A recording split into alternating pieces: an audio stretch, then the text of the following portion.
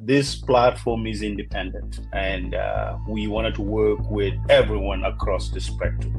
So folks are invited to share what they know, and the viewers makes their choice, and we ask the questions and we give the just the opportunity to answer. This craziness, man, I do not care. Why am I so anti-establishment? Because of what I've seen the establishment do to people. That's why I cannot be pro-establishment. Power is in the hands of the people. And it really did. What we all witnessed is the government, they knew that they're heading in the wrong direction. They knew Gambians are speaking in the same voice. What law in the books that says the government has power to come out and go after folks' private citizens' properties and demolish them because somehow the government interest? The only way that we can salvage our country is when everybody that gets their hand dirty. Don't sit there with your expertise and just to procrastinate everything that people say or pontificate, what everybody says or does. Let's get our hands dirty.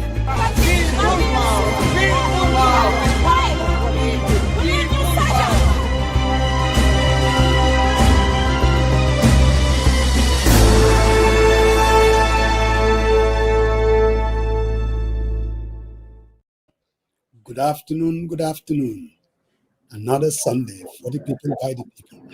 You can do what? You can discuss, you discuss. That's how we flow. Brother Marong, it's been a minute. How you been? Just a little tired, I hear you. Yeah. But I have to get up. When Coach said, "No, man, I'm busy with the plantation," I said, "I can't leave Faramos hanging. I gotta get in there, get to talk about what's happening. But Yes, that's why I'm really looking into the possibility of getting rid of Pasamba from the show. no, Pas- no. Hey, come on, Pasamba. Hold on. Pasamba is the link. You need somebody who is No. He's the chain link. who is independent and He's a superstar. We gotta keep him on. Okay. But Sariang. Uh-huh. I mean, I just saw a little bit of it. I haven't gotten to the details. Okay. I was actually on this WhatsApp group with Karamba, and then he kind of mentioned about SFL and these unfortunate remarks he made. And I was like, what unfortunate remarks? I was scrambling, trying to, how it is, myself included. Like yesterday, I was at the hall, busy as hell, and haven't really, what did he say? I mean, what is this? What did he say? Musa, always, especially to be a politician, you want to be, and I think with all seriousness, he wants to be president someday. But you want to be president for everyone: the poor, the sick, the disabled, Muslim, Christian, straight, gay, lesbian, everyone. That you want to be president. Yes. And with that, there is supposed to be the attitude of inclusiveness and bring people down to the level that you can communicate with people. You know what I mean? Right. So what he said was graduates from UTG, they are now recognized or admitted, into more of like a Western universities and all that, into a master's program. I think that argument is flawed, because I met a young aspiring leaders, scientists, PhD holders. I have one of the guys that we're gonna have as a guest speaker on our program. Sumare is a product of UTG, and I know someone. Aisha wrote 2 books. I mean, these are all products of UTG.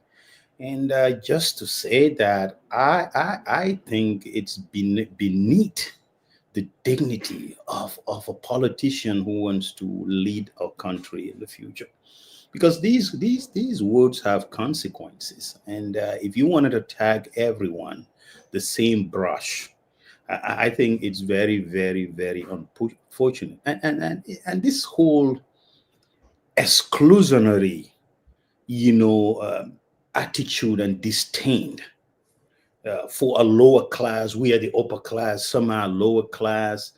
I think this cultural war stuff, I think we just need to get away with it, man. I just think it's very unfortunate. And being a caliber of a lawyer, and he worked at the United Nations, I think Esa should know better. He shouldn't not say that. Because basically, you are denigrating, Yeah. basically condescending. Before, when he said these donkey remarks, I said, you know what? It's a human big error. He said that he doesn't mean it when he started explaining stuff. But if you continually saying stuff like that, then it becomes a pattern. And it's very, very open. The people who are going to vote for you, they didn't go to universities and colleges or high prestige one. Those people somehow can't even speak English. Yeah. So, but you have to bring your level, you have to bring yourself to their level, be able to connect and talk to them. But if you are out there high there, I am more educated, the most educated person, I'm rich. I mean, that's not how politics works, Musa. You know that very, very well. I think that really is very unfortunate, because it's not based on any data or facts. There's a lot of talented Of course. UP graduates who are making strides in the Western world. And I will tell you in particular, a young man here in Portland, his name is Dr. Ibrahim Tunkara. Mhm. Ibrahim Tunkara had a scholarship. He went to Turkey. And when he was in Turkey doing his master's, he was recruited and offered a full ride scholarship to do his PhD, because of these what is it call it there was this, they want him to do a research on. And he came, but when he came finish his PhD in Oklahoma, he was recruited by Intel, one of the most advanced chip companies in the Pacific Northwest. So wherever Ibrahim, and last week he had a program with this other young man, Dr. Ibrahim Abba. Musa had amazing young kids, very respectful and very intelligent. And these are guys that I think they have a future in the Gambia in terms of the work that they are doing in the outside world, and they are byproducts of UTG. And you look at Mr. Gomez, professional. I mean, he set the stage. I mean, his ministry is top notch. He's doing everything perfect to get that ministry in line. So I think that conversation is unfortunate. And I think what I expect from him is to apologize to, the folks, the UTG graduates and the Gambian people at large. It's a very, very unfortunate remarks. And it really, really very condescending by every person. Like I said, I haven't really read the details of exactly what he said. Because from what you said, what I heard from Karamba, it is not only unfortunate, but it's a big political faux pas. And I don't even think it's true. We all see, I mean, there is one thing that one could say that Yahya Jammeh got right, was he went out there and said, you know what, we need to have a university.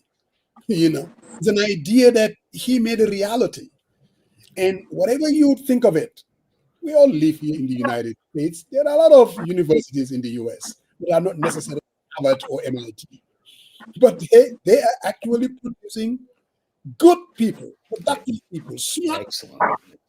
I have no doubt in my mind. And of course, talking about, we have our man here.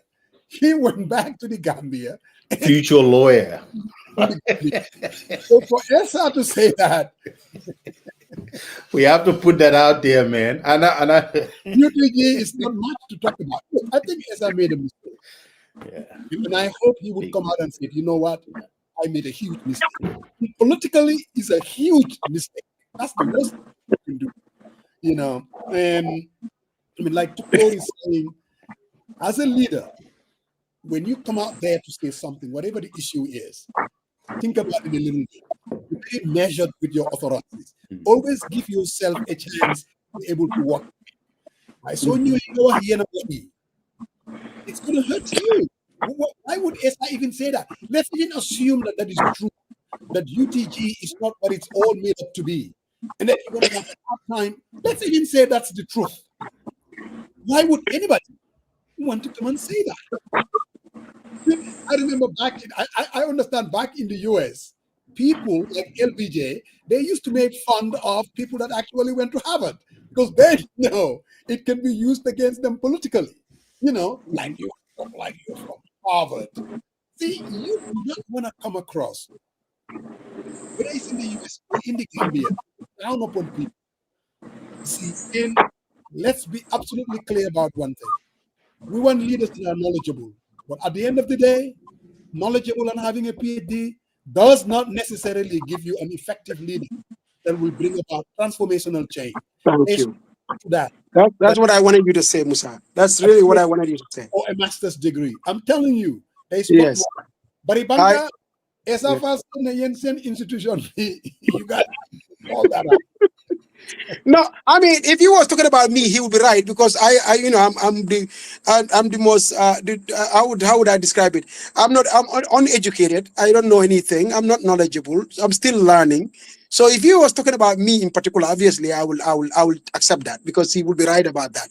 But for the rest of the UTG students, let me tell you something, Musa. You see, when you go to the UTG, then you realize how smart and how brilliant Gambians can be. Yeah. Because all this, especially in my cohort, all the students there, I can go through the names. These are the sharpest. I mean, these guys are so, and young ladies. Man, I'm an old pa in my class. Let me put it that way. Some of these students, I can literally be their dads, but my classmates, that is. But what I'm trying to say is all of them across the board. When I look at them, I'm so proud of each and every one of them because these people are so sharp and so smart that they're intimidating. I mean, I get really, really intimidated in that school, in that classroom, because the brilliance of these students. I mean, the sheer. You have to be there to see this. I cannot even describe it in words. I can go through names here, and it's just amazing. So when Esa said this, Musa, in his defense, though, he did come out and apologized. Yes, he did. I saw his apology, and so let's cut him a slag. Maybe it was a faux pas, just that, and he didn't mean to come across that way. But one thing I really want to emphasize on, and that's the last part you said, which is this elitist kind of talk that we try to do, and usually they do it when they want to criticize Barrow in particular. They will try to kind of harp on his quote unquote not having a college degree. That kind of thing, and trying to mock him for the way he speaks when he speaks English, things like that. These things can backfire in even politically in the Gambia, because you have to understand that country over there. How many people really got a chance to go to college? Very, very few. For most of us, we are the first to go to college in our families. Actually, maybe Musa, you are lucky. You came from a family of college graduates, but I didn't come from such a family. In fact, in my whole entire family, you can count the number of us who actually went to college. I mean, in my immediate family, I'm the only one who went to college. The only person. And I'm sure most people in the Gambia can they have the same, they share that kind of story. Where the only person that actually went to college would be that individual that was lucky to go through high school, maybe came to the West, and they went to college. So when he starts talking like that, he's mocking everybody who literally did not have a college degree. But the point is this, that if you look at Africa, education for us is overrated, Musa. It's totally overrated. Because when you look at us, it's the educated folks that have destroyed Africa. With all our education, our masters. I have a master's degree. You have a master's degree, and so many others have master's degrees in the Gambia. And there are a lot of them that even went to the UN, work over there, did all these things. What do we have to show for it? Nothing. We didn't produce anything that really leaped Africa forward. Nothing. Absolutely. So when you look at all our education and all the brandishing of our certificates or whatnot, when you look at our countries, really, they are all in shambles where our countries are just literally all in a complete mess. And it's not for lack of educated folks, but simply because the educated folks that are quote unquote rushing in there, brandishing their credentials as the educated, the master's degree. And I see it a lot in our media, people running over there, talking down, Barrow down, and try to insult him by way of pointing to his lack of education and pointing to their own educational credentials as the educated folks. When in fact, in reality, we're talking about UTG now. You got no, your I'm coming. I did address the UTG part, but the reason why I'm saying this is that, look, I think our education is overrated and our educated folks are overrated. If they were so educated and so smart, the institutions that they ran or worked in, or the Gambia government that they worked in, they would have transformed that country into a first-class country. But the master's degree graduates are the ones who have destroyed that country. Let's be honest. Most of the time we sit here and we talk about the Gambia in terms of, these people are clueless. They don't know they could have done this, they could have done that to change the economy and do this and do that. The people that are manning those positions actually are master's degree graduates. As we speak, the people that are running those institutions are master's degree graduates. They are educated. They went to colleges all over the world. So what have we to show for it? Nothing. Nada. So wisdom really comes from knowledge, not from education. If education really could have salvaged us, then we would have been salvaged. So UTG, University of Gambia that I know and that I attended, that I've been a part of, I am so proud of that institution, and I'm so proud of the students that come out of that institution. And by the way, he needs to be, SR needs to be very careful, because the Attorney General, the current Attorney General, Jallo, is a product of UTG. Yeah, definitely. You can't say that he is not smart or he is this or that. He is brilliant. You can, obviously question his policies, but to say that he's not smart, then you will literally be, making up stories. But a PJ that we have here in the diaspora, such a brilliant writer, a prolific writer. When he writes, I'm so impressed. But a PJ is a product of the UTG. So people need to understand that just because we want to sort of belittle Barrow and this, that, and the other, let's not conflate these issues. Let's not bring the UTG and products of the UTG into it. The products of UTG are all very smart, very brilliant. That's an institution that's still struggling in resource-wise and all that. But let me tell you one thing. The fact of the matter is that these students are some of the most brilliant. They will take on any student in the United States here, in any college, and they will beat them down in their own game. And I know it because I am a product of the UTG, a proud product of the UTG Law School, by the way. Yes, and because the lecturers. Yes. Well, the lecturers that are there. 5 minutes, man. No, hold on. No, because I feel very strongly about this issue, because it has become a very common refrain in our conversation, and it shouldn't be like that. Because when you look at the UTG and you look at its trajectory and where it's going, I'm telling you, you will be so proud of, with all the lack of resources that they have, the people that are lecturing over there. As you know, Lamin LS Kamara he just recently not stopped lecturing over there, but he was a lecturer at the UTG. Pahari Jame, a lecturer at the UTG.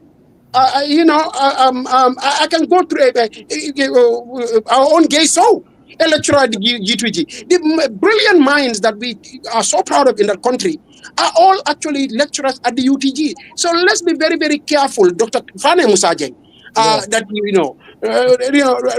Dr. Rabanjai.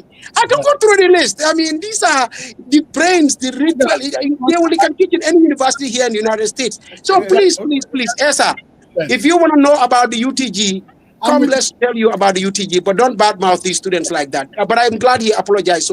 So I think I can say apology accepted. As it is, sometimes in politics we make big guns, but this is a big one. And I think Esa needs to be very, very, very careful. But again, we were not here really to talk about Esa's that. We were here to talk about land reforms from people that really have the insight. I mean, because if you look Sariang, was it 3 weeks or a month ago that we had this issue about land reforms? And this was actually about Esa Files, the other Esa. He was the Yes, he was I at the fall center of again.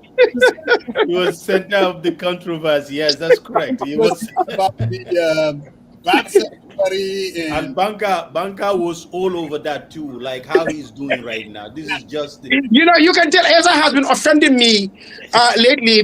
I mean, over and over again. I don't know what's about him, but he needs to stop. oh, okay, we but understand. We understand. we have two gentlemen, No, Banka. and one of them I know that's Dave Mark. I've been reading some of his writings. The guy, he really knows what he's talking about. You can disagree with him, but at the end of the day, I think it's an opportunity for our viewers to hear it from his own and another gentleman that Banka. I think I would just allow you to introduce them because I don't know the other gentleman, unfortunately. Well, And, you know, the Mandinkas have a saying. Kumo ka dia chokore fong da kono. You know, wax sin jeme ni boromam. Naka la wala bi waxe. Il filter mandication lale. Wax sin jeme ni boromam. Wow. So I will let them introduce themselves. You know, these are one of them is my nephew, one of them is my son. But you can say that in American terms, they will say they are all both my nephews, both Umar Malmo and Dave Mane. But they let them introduce themselves. They are just as capable. Musa, just for clarification, since Banka kind of lost track, maybe the two can correct him. They say chokore kadia wolo fon dalakon. So But what did I say? I don't know what you say. You in a mingle in a change, but it's okay. I said chokore kadia wolo fong dalakon. That's what I said. No? Okay. yeah, if you guys expect me to be the wrong person. So, Brother Dave, you can go ahead and introduce yourself to our viewers for people that actually don't know you. All right. Yeah. Yeah. Hello, everybody. Sorry, that's my dad, so I can never correct my dad. All right. Let's get that clear from the get go. The get go. Yes. I'm Dave Mane. I'm from Brufut. That's my dad, by the way. Banka is my dad. He's my dad's brother. So in our culture, we don't call that uncle. We call that dad. Correct. All right. And then Omar is actually my nephew. Omar is actually Banka's grandnephew. So, yes. Great nephew, when I call you that. Yeah, grand nephew. Yeah. So we both from Brufut. Omar is my nephew. He's a lot more eloquent than me. I speak a lot about the land. I'm very passionate about it. And then when people talk, I'm like, well, you just wait until you speak to my nephew. He's a lot more sharper than me. He's a lot more eloquent than me, and he's got much more fire in him than me. So there you go. Omar, the floor is yours. I'm proud to be your uncle. Mr. Omar, welcome to the For the People, by the People. Thank you very much. I'm quite a keen follower of this program, and it's good to have all of you in here. And it's difficult to talk when you have your uncle and grand uncle and all of you as uncles in here.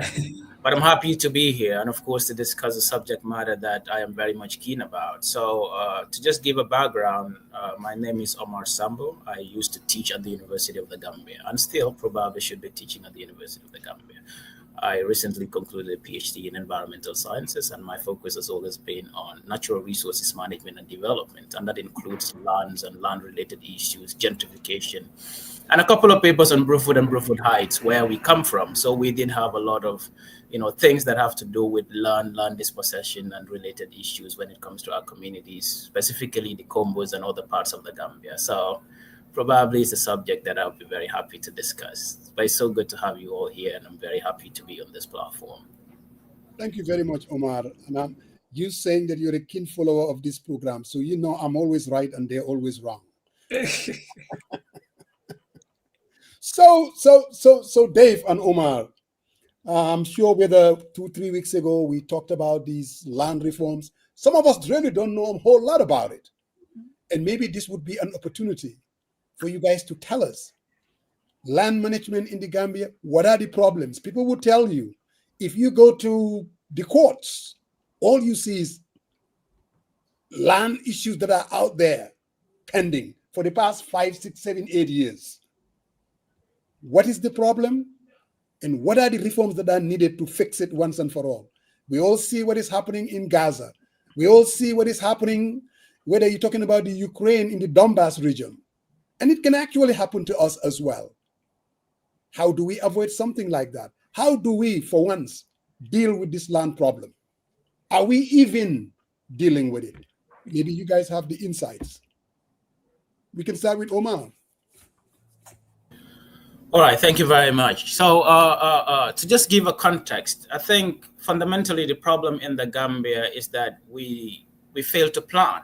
And if you fail to plan, you get to a certain point, you're stuck, and then you got to, kind of stop and look what exactly the problem is or where you got it wrong. Now, in our political history, you would understand that land is owned customarily by communities and community elders.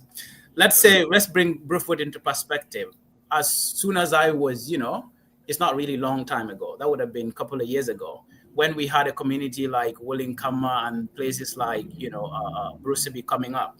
I remember at my childhood, the Alcalos and the people that own this land from different Kabilos would give it to people who live in these communities at just, you probably just need to give them kola nuts. Mm-hmm. But what's the problem in the Gambia? We failed to develop a land use policy. Land use policy that is going to identify land for agricultural use, land for human residence, land for grazing, land for different purposes. And the proliferation of real estate development in our country and the financialization and commercialization of land brought that awakening or that consciousness to our people. Mm-hmm. Before land became a commodity for financial transaction, it was you move from whatever community you come to, our communities, they give you this land for free, give you a place to reside, give you a place to farm.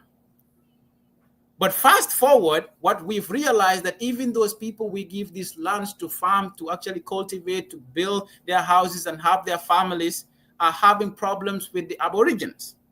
But in context, we put it in a government setup. Like we in our communities believe that government not having, a land use policy has affected our communities to a point that it has led to conflict, inter-community and intra-community conflicts. Mm-hmm. Let's put it in an agricultural point of view. If you go to certain communities in the Gambia, it's a perfect moment to discuss this because it's a rainy season. Mm-hmm. Now you realize the climate change impacts on either, low-lying areas or where they used to produce paddies are now impacted by sea level rise or probably, saltwater intrusion along the River Gambia. Mm-hmm. These people can no longer farm on these lands. They have to come upland. But upland, some part of upland used to be grazing lands for nomadics. Mm-hmm. Now, you want to farm on the nomadics, normal grazing land. Probably it was not identified structurally as a nomadic area or probably for, grazing. But it was being used as for grazing land. Now you want to farm on that land. It's creating conflict between the nomadic and probably the peasant farmer, which we tend to neglect or not to pay attention to. So already we've created a conflict between the nomadics and, of course, the crop producers, because the crops and the animals cannot be at the same place. Mm-hmm. Again, you look at it, if my father owns 100 by 100, population dynamics change over time. He's got 5 children, and these children are all grown up, but they are only inheriting 100 by 100. Divided among the 5 children, what are they getting? Yeah. That also creates more conflict because each of these people will also have their families and they might not have enough land for agricultural production or other things. So this creates conflict. Again, government, in what I refer to in one of my academic papers as, land dispossession mechanism by the regimes that exist, which is TDA. Mm-hmm. Now, TDA is basically focused on one area of the country. And this is along the coastal belt, includes my own community. Mm-hmm. If government claims that 800 meters from the waterfront all belongs to the government, mm-hmm. how and through what process and what is done for the Aboriginal or the original owners of these lands? Mm-hmm. Never compensated, deliberately seized from them through a policy. Of course, it's a government policy, but the policy's development, of course, its implementation did not consider the original owners of these lands. That I think is abusive in its entirety. Mm-hmm. Now, you develop a policy like that. It's good for government to have land for development, but as well, it's good for government to consider that the people that I'm taking this land from, probably their lives and livelihoods depend on it entirely. Mm-hmm. And then we've seen the Jammeh regime seizing lands from our people, most of Bruford to be specific, And of course, dealing with the likes of Tafanjai, and of course, building real estates, and at some point selling them in lands where they do not actually come from. Jammeh is not from Brufut. Taf is not from Brufut. Their ancestry is not from our communities, but they use their powers and, of course, all the instruments within the country to justify and, of course, give the necessary documents to these persons to own lands that originally belongs to our people, victimize them, brutalize them, beat them, and seize their lands from them.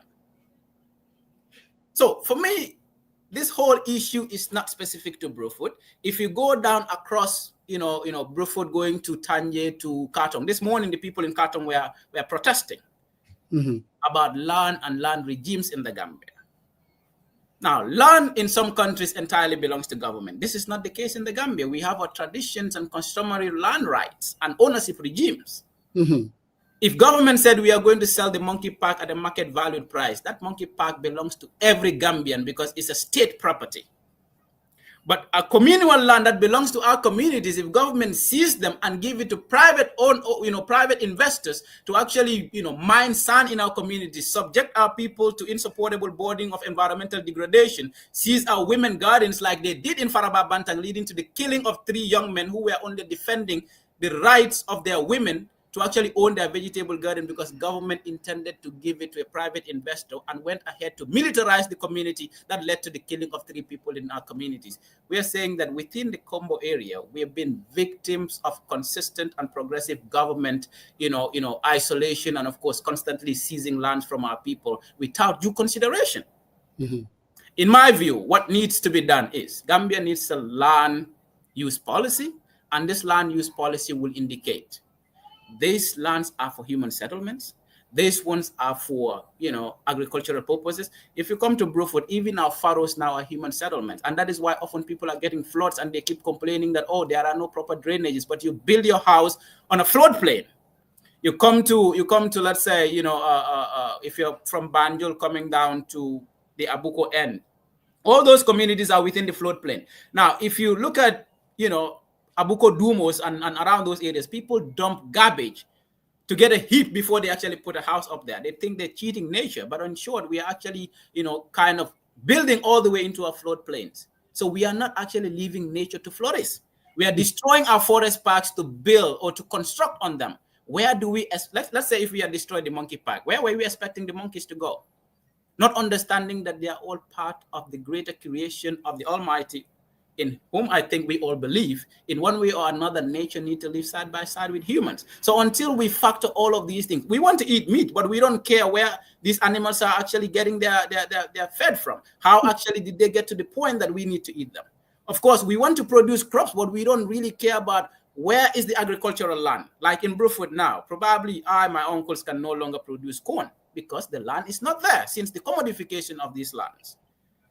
So for me, my whole point is until we have a land use policy that considers, that is not developed by the elites who sit in their office and of course decide for the people, but that includes participation of the local original owners of these lands, that we have that diversity, inclusivity in the development of a land use policy, where government can indicate that these are for infrastructural development, these are for protection, as in the protected lands, and these are for agricultural purposes, or these other lands are primarily for special uses. Otherwise, we will continue to have this intra-community conflicts, as well as conflicts between government and people in those communities. Dave, you said it. You said the guy is eloquent and he knows what he's talking about. I told you. That's my nephew. Yes, he is very right. He's very right. For me, I'm so you remember us from Gambia Post and Gambia L. We've been on this land team for a very long time. When Jammeh gave our land to a developer in the Gambia, and me and Banka, remember my dad, and also Abdul Karim, we were very angry about it. And then it's been going on like for the past 20 years. Every time you go home, the problems just seems to get worse. It's not getting any better. So I'm like, okay, you know what I will do now? I got some training in academic training. So you know what? Let me try and bring it to here. Let me try and bring my academic training to this land issue. So instead of just like people talking, somebody saying this and that. Let me actually bring my academic training to this. So that's what I've been doing for the past 2 years, really. So I went on a sabbatical, which means I have to go back to university and just basically study the land issue in the Gambia. It's been an eye-opener. And it's been a lot of confusion about land in the Gambia, really. I think some people have this confusion that the state owns the land. The state owns very, very little land in the Gambia. The land the state owns is the land it inherited from colonial days. That's in Banjul, it's in Makati Island Division, and also in some part of Carnifing Municipal Council. So the other lands you call state lands or TDA, they are actually lands that belong to the people. For TDA was leased to the state, and there is some. So there's some I don't know what to call it. There's some confusion about the length of that lease. But then what is not in doubt is that the owners of the land own the land. There's no question about who owns the land. So when it comes to the state land, what people seem to confuse is what ownership means, what leasehold means, and also what guardianship means. So for example, the state can take our land for public use, not a problem. But the State Land Act comes hand in hand with what they call Land Compensation Act. So this is where the problem comes. And like the developer in Brufut, about 33 hectares of prime land in the Gambia. So you gave it to an individual and he was only allowed to compensate $250,000 for a land value of $15 million. $15 million. So that's where we have a problem. And then because I think, and then this goes back to our politics. It goes back to our civic awareness or lack of civic awareness. And when people confuse Mansakunda, Mansaya, and governance in modern day post-colonial nation state. Okay, so even our people say, "Moni Mansa Bukakele." Even I've been trying to do this land. Just leave it, Moni Mansa Bukakele. You tell them, what are you talking about? You don't have, number one, you don't have Mansa in the Gambia. It's no Mansa, number one. Number two, the state does not own your land. The state can use your land for public purpose, but the state will have to give you compensation, which is equivalent to your land's value. And this is what we've not been having in that country. So what we've been having is a systematic abuse of people's communal land, people's landed inheritance. You basically dispossess people who are not very wealthy, who are not very connected, and then you give it to people who are very wealthy and who are very connected. So my argument to people is like, like Omar mentioned this here, which is very, very right. And all around the periphery of Burfoot, from Bijilo, people don't know this, of the Kololi, the places you call Jabang, Ulinkama, Mariama Kunda, all those communities, what they gave to our ancestors, our forefathers, just colonized. That's all they brought. But the difference in those days, and then right now, I'm actually got people on the ground who are doing some research, grabbing data for me. Yesterday, they had like a focus group in the market in Brufut, and all the women, 99% of them complain about this. What they lamented is like, Brufut is bigger, but Brufut is not a community anymore. It's like before, when the Fullers who came in Andigeri, they live in Andigeri. When they have naming ceremonies, they'll send people in Manekunda. Before people in Manekunda arrive, the Fullers will wait until somebody comes because they had a community. These people are our host.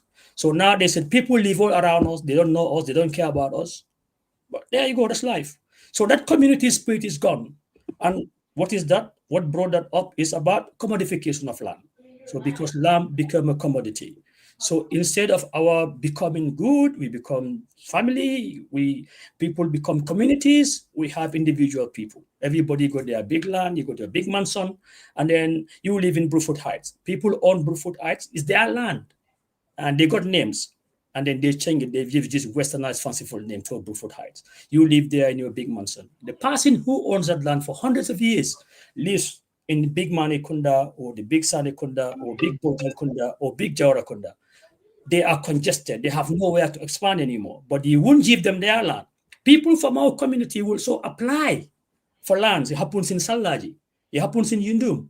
It happens in Brufut. When we apply, they will not give us land. It's our land. But they give it to somebody from Basse. They give it to somebody from Kaur. Are these people more Gambian than us?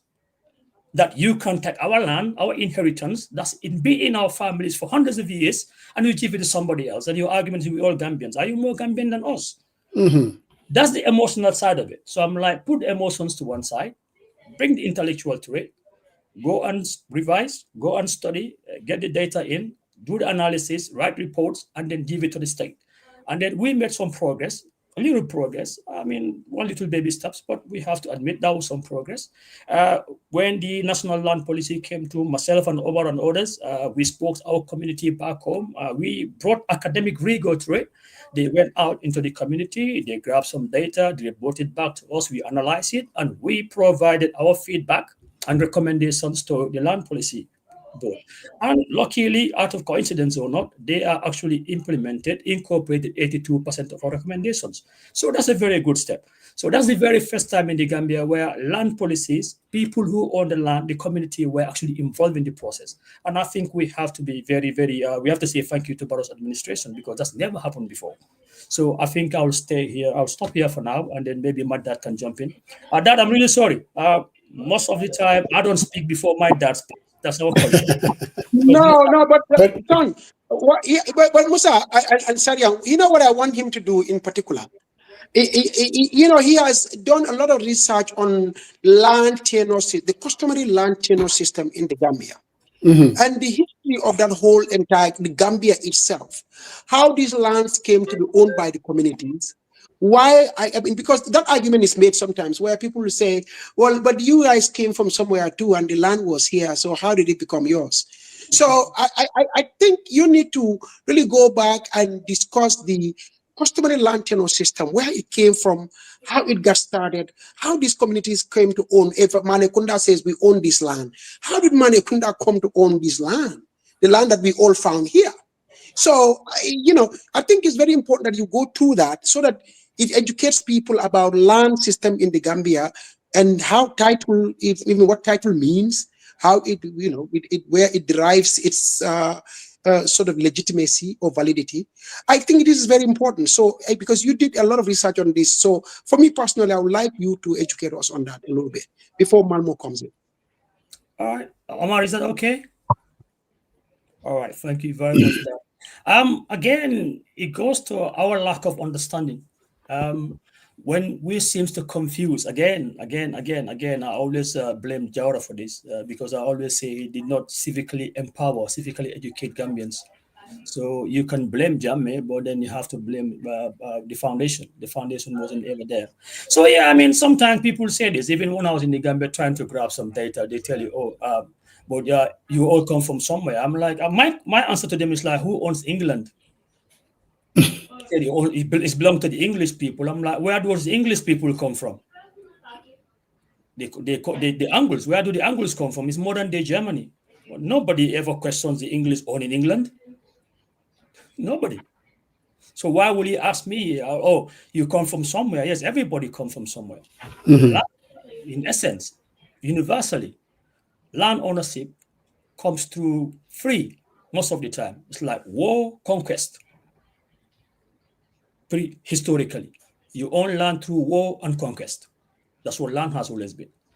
So if we have to go back to where everybody comes from, then we'll all have to go back to the Rift Valley in Kenya or in Ethiopia. That's where mankind comes from.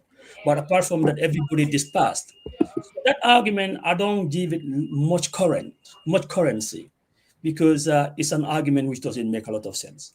But when it comes to Gambia specifically, this is only about 3 generations ago. It's only 136 years ago that the French and the British basically had an agreement to call a place the Gambia. Okay, so we had Combo, we have Nyomi, we have Wuli, we have all other places. They are all their little kingdoms. So the British and the French had an agreement in 1889, started from 1886, completed by 1889 to say these are going to be our borders. And the borders are still a little bit of, still not much clarity on it still to this day. But we can go back to that to say this is where the Gambia came from. So these communities existed. They predated the Gambian, what I always, I mean, this might sound very political anyway, but I call it, it's post-colonial space, post-colonial nation state. That doesn't implicate the kingdom of people's ownership of lands. If anything, the British never actually took land away from the people. Like, for example, Banjul was leased by the king of Combo to the British. It was actually a lease. They actually paying a yearly lease. They are paying it. They're paying money for it. So that's why I will keep on telling people, like, when you talk about land ownership, and when you actually talk about the state owns the land, I'm like, which state is this? It's quite important. Which state owns the land? There's no law in the Gambia that says the state owns the land. So that's the history there. So the Gambia, just like Senegal, just like Guinea-Bissau, just like Guinea-Conakry, is just basically a result of colonial intervention. The colonialists came from Europe and they broke our societies, and then they divided us. They went to the Berlin Conference.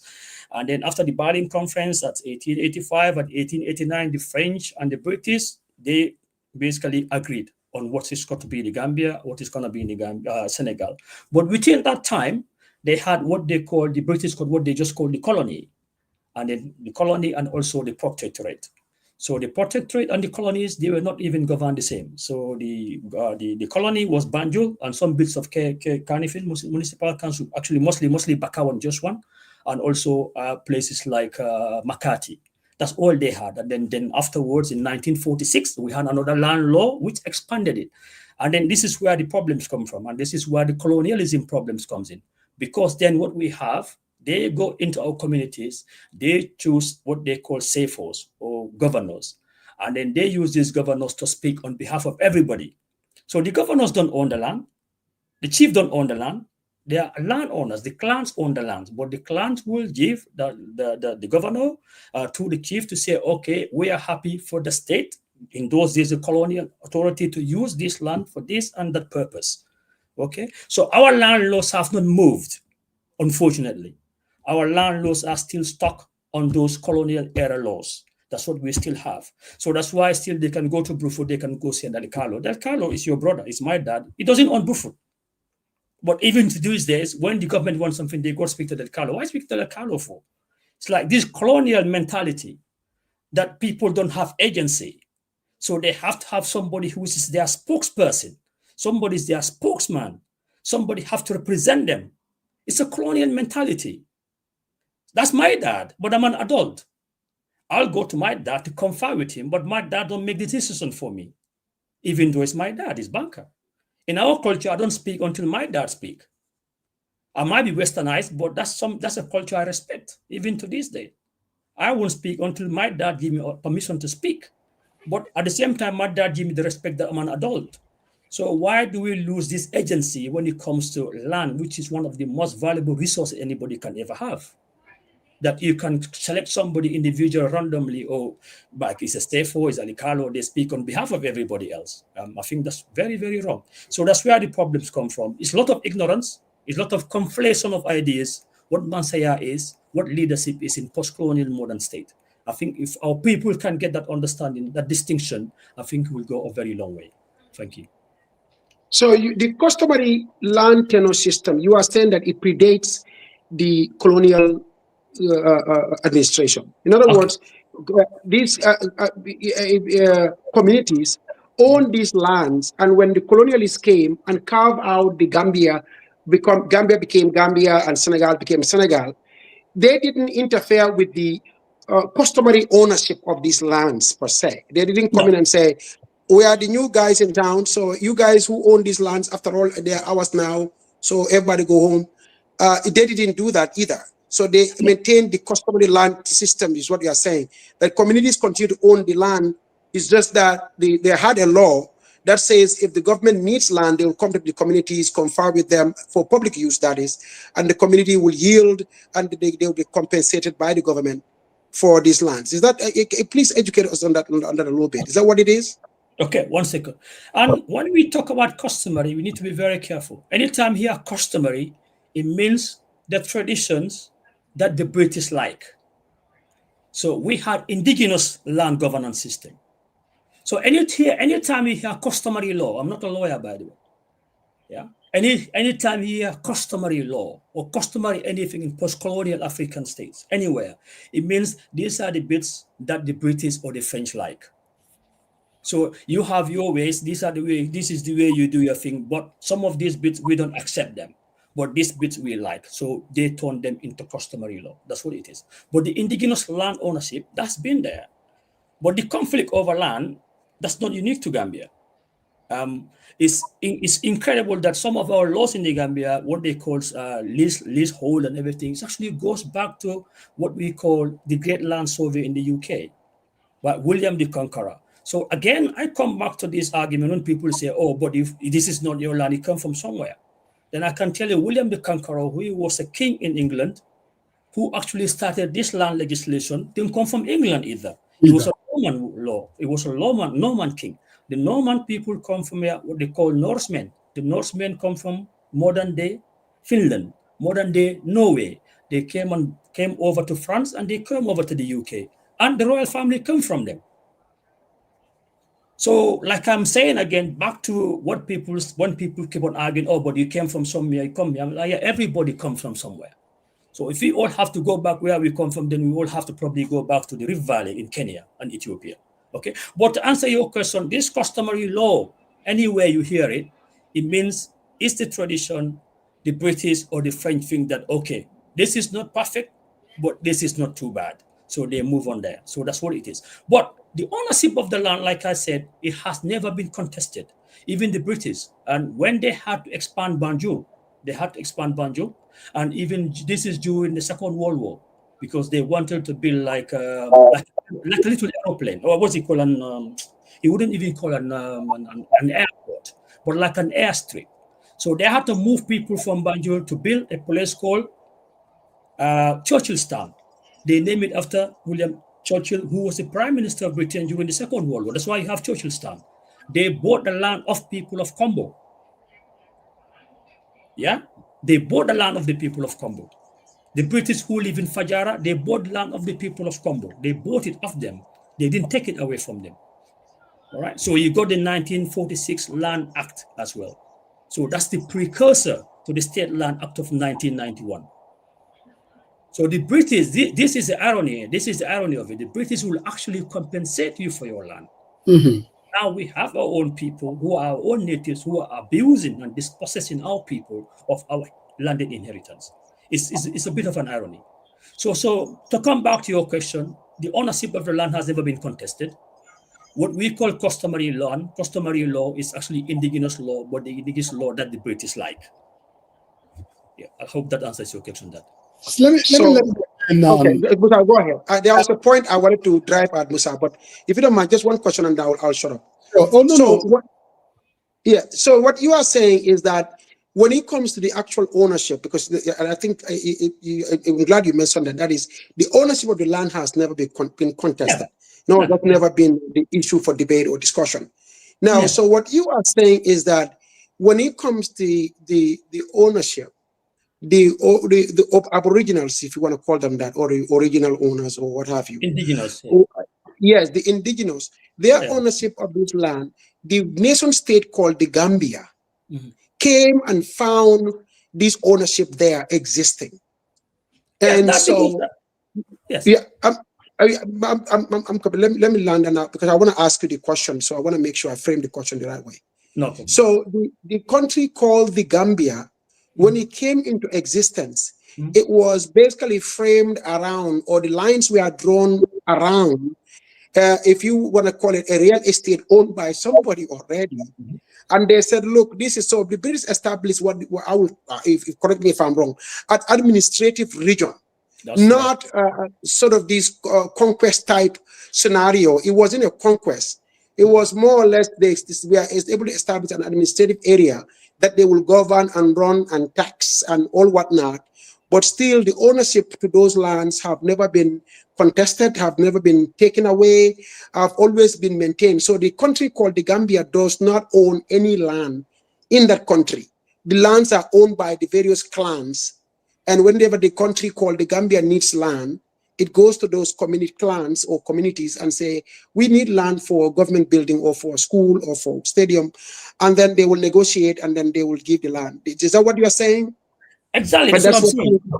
Yeah, that's exactly what I'm saying. That because you got to remember, the Gambia is we can call it a country. It's fine. It is a country. Internationally, it's recognized as a country, but it's also a product of colonialism. So when the colonies came, they found societies. They had Combo had its king, Nyomi had its king.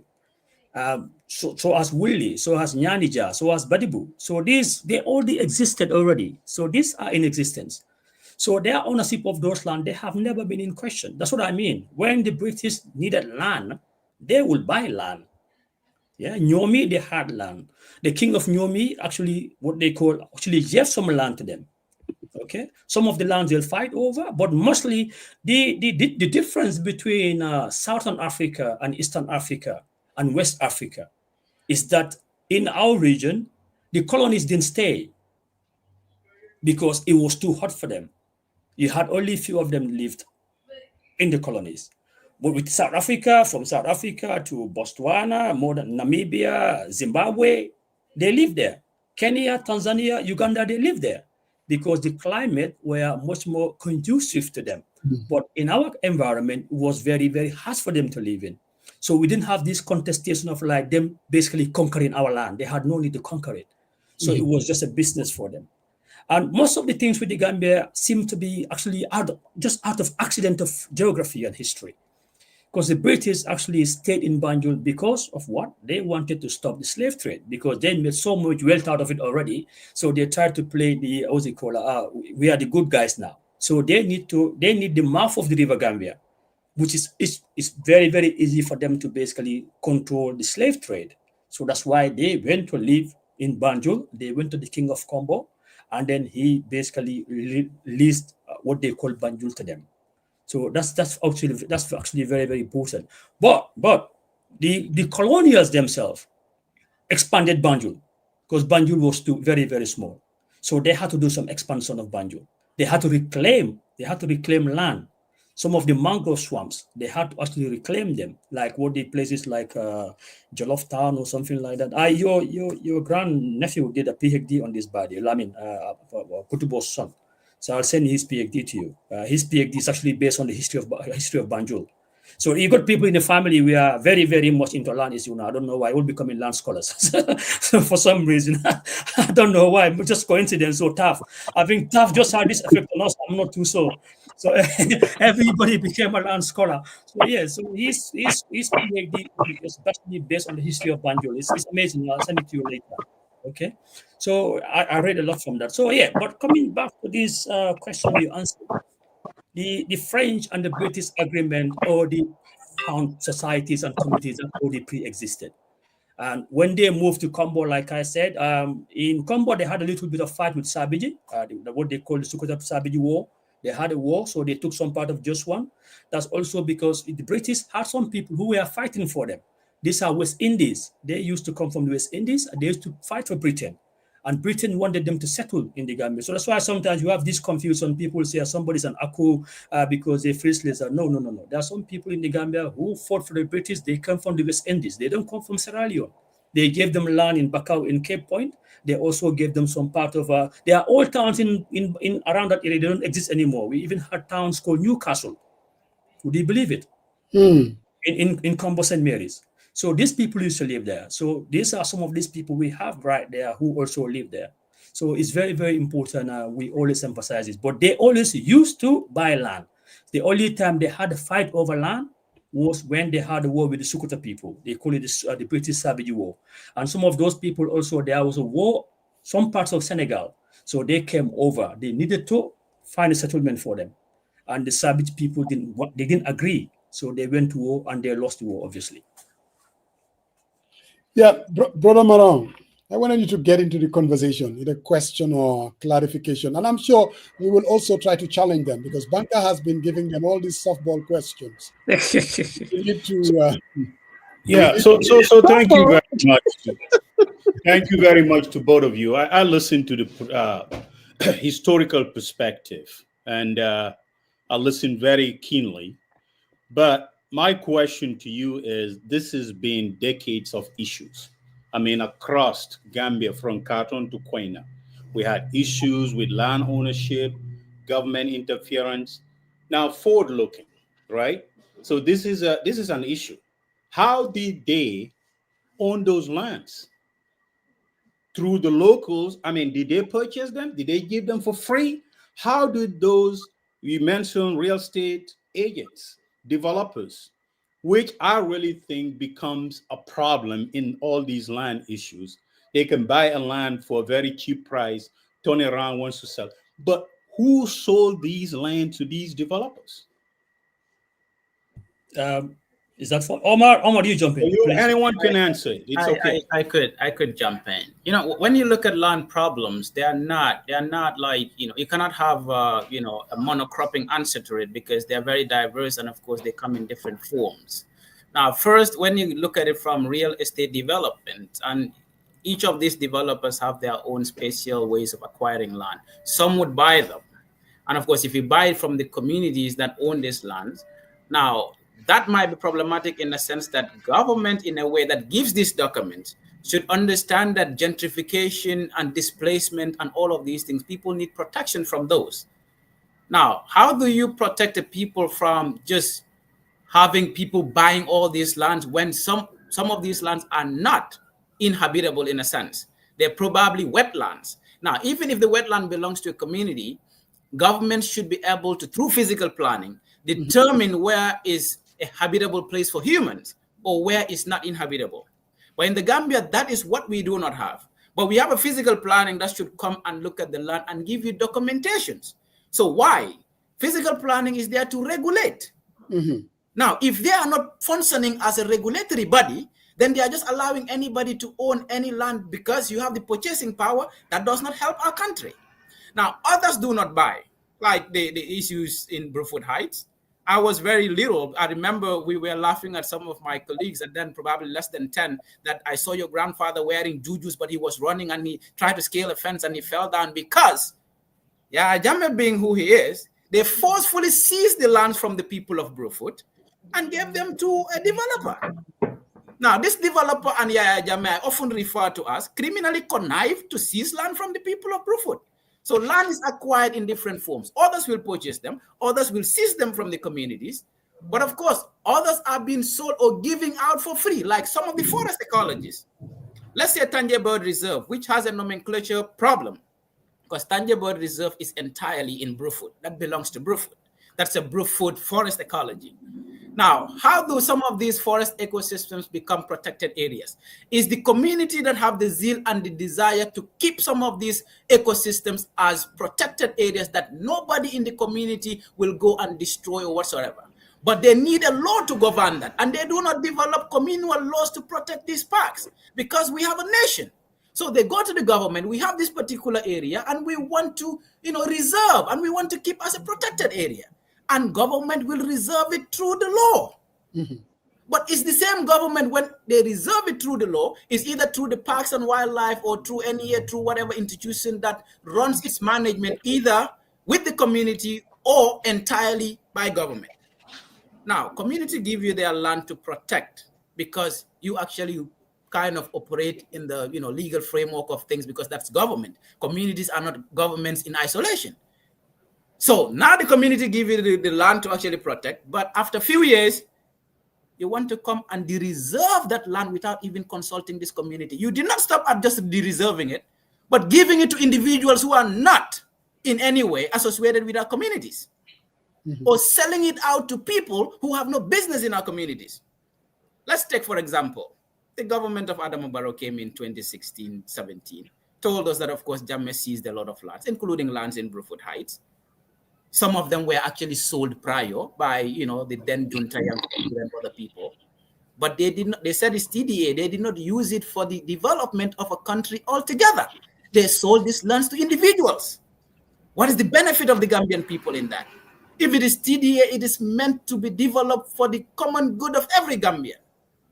But he sold it to individuals. You came to power, he said, Jammeh seized a lot of land. You actually took all these lands. What did they end up doing in Bruford Heights? Sharing those lands among their ministers. Are they more Gambian than us, the natives of Bruford? This is what happened, and we all saw it. We saw the list where all ministers, except for two at the time, was, the then justice minister, who deliberately and fraudulently did not put his name, but put the name of his brother, because that list was a list of only ministers. And for some reason, it is not Batambedu, but Sirif Tambedu. And then for some reason, it is not, Momodu Tangara, but his wife. That was a list of ministers. how did the ministers come to own lands that Yaya Jammeh took from the people of Brufut to be shared among them? Are they more Gambian than us? That tells what is happening in Katong. Now, if you look at it along the coastline, they said, oh yeah, this is TDA, but they are mining sand. And some of these places they are mining sand belongs to women gardens. Now, these women gardeners, their entire livelihood depends on these gardens. If you deprive these people of these gardens, and what do? You turn around and give it to one of your funders to actually mine sand from there, give these people an insupportable burden of environmental destruction, destroy their livelihoods. What then do they feed their families from? So ownership is not just because people sell them, but sometimes state institutes some laws to kind of, deprive people of their rightful ownership that I refer to as land dispossession mechanism, and sometimes through militarization, bringing paramilitary to intimidate, like they did in Faraba, Gunjur, and other places. Yeah, Jammeh actually jailed 33 people from Katong whose resistance was, no, we are not going to allow mining here. So the mining is not lands that are sold, they are given by government. In forest ecologies, it's communities that give government, and government turn around trying to sell some of those lands that, like they told us, they are going to sell the monkey park at a market value price. That belongs to every Gambian. So the ownership regimes, government still have that responsibility to take care of who owns land in this country, how much land somebody can own, and how lands are even allocated to individuals. But then it is like, Jammeh jël na ko jox ko mbokam mom génn na fofu yow jël nga ko jox nga sa associates and your ministers. We, the ordinary Gambian, continue to suffer, and they injected what I refer to as the touristification mechanism in the tourism area was just a way of dispossessing our people and then increasing gentrification and of course displacement. Because both them to typical Brufut communities, wanage ki kenen ki fala talk, simply because when they were coming, when you sit here, somebody else come, you don't even need to bear the same surname. You just say, ayota met sample finger de kafi. That is how our communal setups have been. These typical societies are built that way. Now the people own compounds and big plots here and there, but all of these things boil down to the ownership regimes, either through customary or government having that influence to actually give documentations where they do not do the proper investigation, just like they went to destroy people's houses in Salaji. Government, before giving people permits to build, should have gone there to know that these places are not to be built on. They should have known that you cannot allow a woman to build a house to a point that she's almost finishing. You come and destroy everything. So those are lapses from government for not doing what it's got to do prior to giving people permits to build. So physical planning, we have a problem. And of course, the ownership regimes traditionally, customarily, and as well the documentation from area councils, from the alcalos, and from government physical planning and lands department here and there are things that needs regulation. And that regulation would have to be, do we have a land use policy? What is in the land use policy? And what are the land ownership regimes instituted going forward? Thank you. Dave, if you want to go, you want to answer the question too, or that's enough for you? Yeah, I mean, I'm going to jump in on what Omar was saying about the TDA. It's quite, I don't know how to say this, because sometimes I'm quite despondent, despair about my community, about my society, about my country. And then something will happen out of the blue. It just basically, it restores my faith in my people. On the back of that, my response to Esa Fall, when he declared that the state owns the land, it was a shock to me, because I'm like, you're a lawyer, you should know this solely that the state doesn't own any land. But on the back of that response, somebody, because the state is always consistently told everybody that the TDA lease is lost. I've been to Gambia so many times. I've been to the Ministry of Lands. I've been to Tourism Department, GT Board. I've been to the Ministry of Justice. Wherever I knock on the door, even I will write to them from a university, telling them that I'm doing academic research. They ever always tell me they cannot find the list. And that's the same story they told the Janneh Commission. It's in the Janneh Commission, Volume 3, that the Registrar General said that he could not find the list. But on back of that, my response to ESA, somebody reached out to somebody else who told us that actually the list exists. So this public, we, in our own little ways of trying to force a public conversation, try to force this discussion back into the public domain in the Gambia, it serves a very, very good, useful, it serves a very, very useful purpose. So again, today, somebody rang me. they told me, no, a few days ago, somebody actually mentioned to me he was part of the department or the team or the outfit that actually reclassify what today became Burfoot Heights, even though it was TDA, but they decided that, okay, this needs to be reclassified as domestic, so that instead of it being specifically just designated as a tourism where they have to build hotels and tourism amenities, they can change the primary use. Now it can be reclassified for people to live there. And the problem with that, obviously, is like, that's not the agreement we had with you when it comes to the TDA. That's not the agreement. So they basically broke that agreement. And to add salt to the wound, our people from our local community will also apply to get land, to get plots on the TDA. There's not in Brufut Heights. I do not know anybody from my community who has been given land. I do not know. I don't know, maybe Omar, you know, or my dad knows, but I haven't. Throughout my research, I've not found a single person. The only person closest from the Mane clan who's got land there is somebody whose grandmother come from Manikunda, which is okay. But he is, yes, but I don't know anybody at all. I don't know anybody. So to answer your question, if I have to come back, you were asking, Sarian, how did people own this land? How did they develop on it? We know about TAF, that Yahya Jammeh basically forcefully took our land and gave it to him, just like he did to the people of Yundum in Yarambamba. So two communities in Yundum and Burfoot. Yahya Jammeh basically took our land. For Burfoot, it's 33 hectares. In Yundum, it's about 6 hectares. And all he had to offer them in compensation was $250,000, $5,000 for a land in Burfoot of value of $15 million.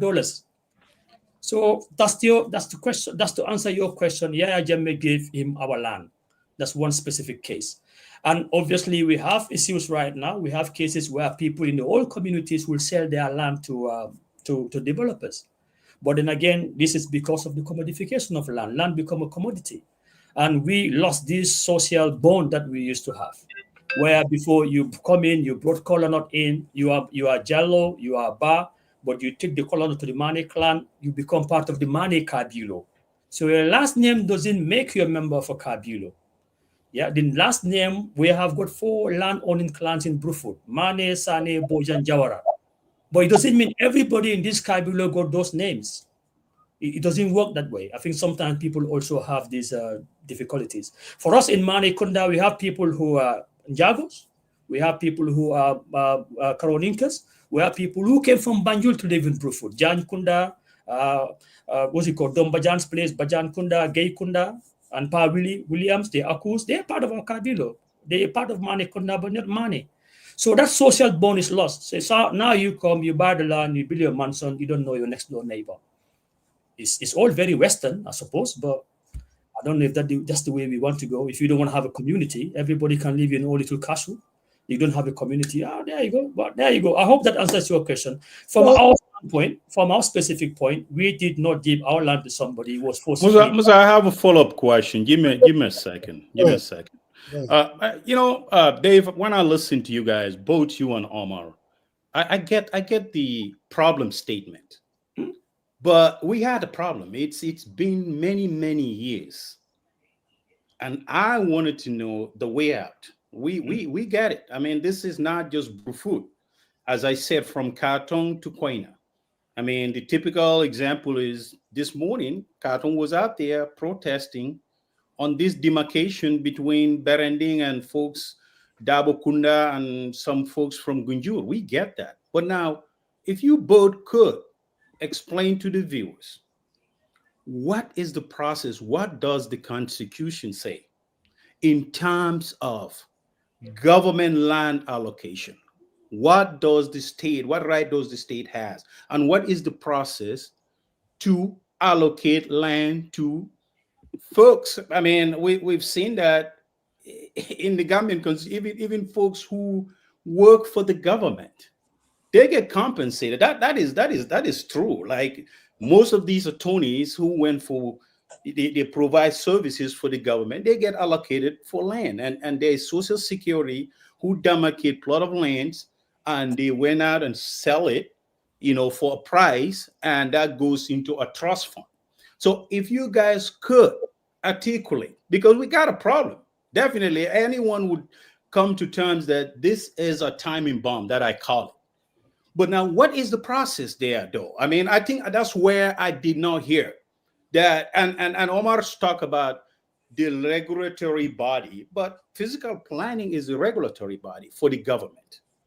I mean, obviously there are lapses, but what do we need to do to ensure that those lapses are closed and hopefully solve this problem? And I want to know the process, the constitution, how government how acquired, but in a turn, are there major violations in that process that they are doing something not extraordinary? If I use the example of AMRCs and Social Security, those plots of lands that they acquire and sell it to other people, and it was through a first come first served basis. And I want to hear your take on that one as well.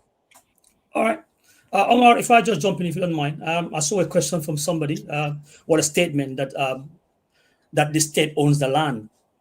If that person can just please tell me, how does the state own the land? If he can give me the legislation that gave Solbadi, I think that's his name. Solbadi, yes, please. Can you tell me which law in the Gambia actually gives the state the ownership of people's land, please? And then when it comes to Sharia, I'll answer your question for you. We are not the ones to find solution. You are the ones to find solution. We are the victims. We think we come from a society with you. We share a country with you. We've been crying for 20 years that we've been dispossessed. So we think there should be a bond between us as Gambians, because you always say Gambia is one family. So if one region of the country's land, their ancestral land, is being designated, and anybody in the Gambia feels like they have a sense of entitlement to that land, I was hoping that would be from you to say, this is not right. I'm assuming you don't come from Combo. You must have come from somewhere where I'm assuming that you have ancestral lands from somewhere. So yeah, I don't think, Dave, it has to do with me. I'm asking a question. Oh no, it has everything to do with you. No. Sorry. I have no stake in this. And no, you have a stake in this. Are you not Gambian? Asking a specific question. No. Hold on. I don't think this is an attack on me or anything. I am asking a specific question. Okay. What is the process? Okay. I have no stake. I am not a beneficiary. I think being a Kombonka is immaterial. I have a very strong lineage in Kombo, let you know. But that's not besides the topic here. What we're here is to discuss and hopefully have a convergence of thoughts. No, okay. I'm giving the question back to you as a Gambian. You said Omar, Banka, and Dave, you guys from Combo, you from Bruce would have a problem. I did not say that. For the record, well, not exactly. But you asked us, you say, what's the solution? Yes. Right? You said and what is the process in acquiring these land by the government, as per the Constitution? Yes. Well, that's the Constitution. There's not. I'm not a constitutional lawyer. You might have to bring Lamin JW here for that. But the laws they are taking our land in Combo is based on State Land Act 1991. Okay. The TDA, that's on the TDA list. Okay. So those are too specific. They are specific to us. So when I talk about land issues, I'm talking about my community. I'm talking about specifically my clan. I'm talking about what is happening to Combo. Because it's only in Combo where the state actually claimed to govern their land. So that's why you have the State Land Act. Combo North, Combo South, and Combo East. Combo Central, not even Combo East. That should tell you something. All right. So, but why I'm asking you, I'm pushing the question back to you. It's not out of being defense. It's not out of defensiveness. It's to say we come from a community together. If I live between the same society, I'm lamenting my pain. I'm lamenting my hurt. I'm lamenting that I feel victimized. I'm hoping that as my neighbor, as my brother, who's my keeper, will speak up. So that's why I put the question back to you. What can you do about it? What's it called? What's your name again? What's it called? Saria. What can you do about it, Saria? Omar, do you have a question? Yeah, Omar, you need to ask Sariel a question. This You need is to ask not. I Gambians. think you wanted to turn this to Dave, be a debate. Dave, Between you and me. We can have that at a different time. I think you're missing the point, Dave. With all due respect, I've been very sympathetic to this plight, the land stuff. But I ask a question. Yes. But you don't. I don't have a solution. I'm asking what is the way forward collectively. So Dave, we're here to basically ask the questions. The understanding is you guys have answers, not necessarily just from, coming from Combo, but according to Banker, you guys have done a lot of work on this. So that is why Sariang is basically saying Banker, Omar, and Dave, not necessarily you guys coming from Combo per se. But let me have a follow-up question to where. Can I just come back briefly on that? Okay. I think Sariang is understanding me. Anytime I have, even today, I had a conversation with somebody from the US. I'm like, what surprises me is why the Gambians are not average. Other Gambians from other regions, why are they not average? It's very, very important to me, because we always say Gambians are all one family. So I'm saying now, don't, for a second, forget about land. For a second, let's forget about land. Let's say, let's just assume I'm Sarian's neighbor. If I'm Sarian's next door neighbor, I'm having a problem. Yeah, I will hope that Sarian will come to my aid. So that's why I'm asking Sarian, what can you also do about it? So it's not a matter of like me and him and toying, throwing. That's not what I'm here for. So Dave, I've listened very carefully, and when I listen to both yourself and Omar, the examples that you gave is the land that Yaya Jammeh took and gave it to TAF. And then you kind of mentioned Yarambamba as well. I'm from Kaur. I'm not from Kombo, and I'm not Kombonka. And I was able to buy land from Social Security, Wulinkama, years ago. This was during the time of Jammeh. I was also able to get land in Bigelow through the Alkali allocation. Same thing with Sukuta Sanchaba. Most Gambians acquire land in that manner, in that way. Why is that? Do you consider that the right way of doing it? How is it different from taking color nuts to an alcalo and you getting allocated a piece of land? And just because Dave Mane or Banker Mane wasn't able to get a piece of land, why would that be?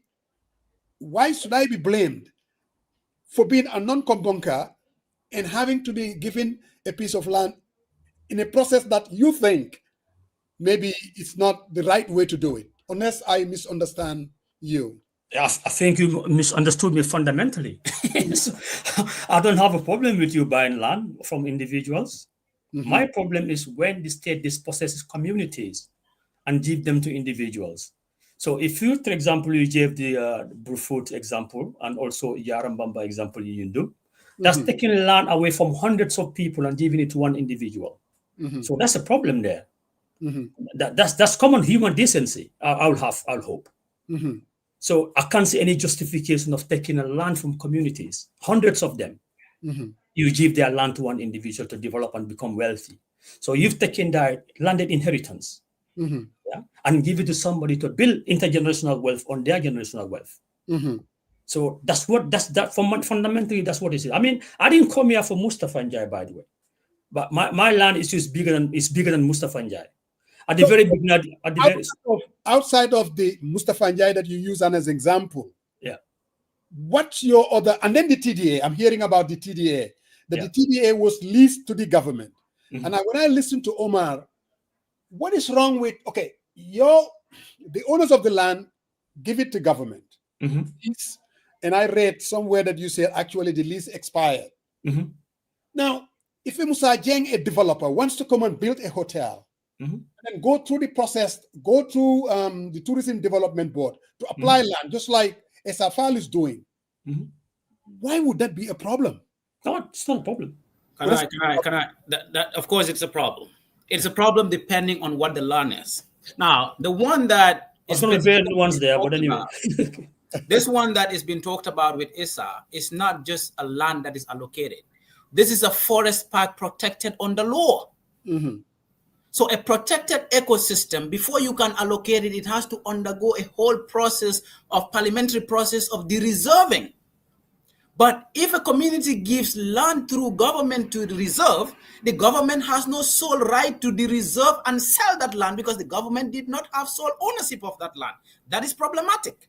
No, but Omar, listening to Esa, and I could be wrong, his explanation was going back like the wildlife, where it was by law that this is restricted area is different from the land that was allocated to Esa Fal, according to Esa. Esa said land was not given to him. He was not specifically said, Esa, this is your plot of land. So Esa says a lot of things. I don't really want to focus on some of the contradictions Esa comes with, because Esa said he paid money, but the land was not even given to him. So how did he know that it is within the forest ecology or not, if it was not already given to him?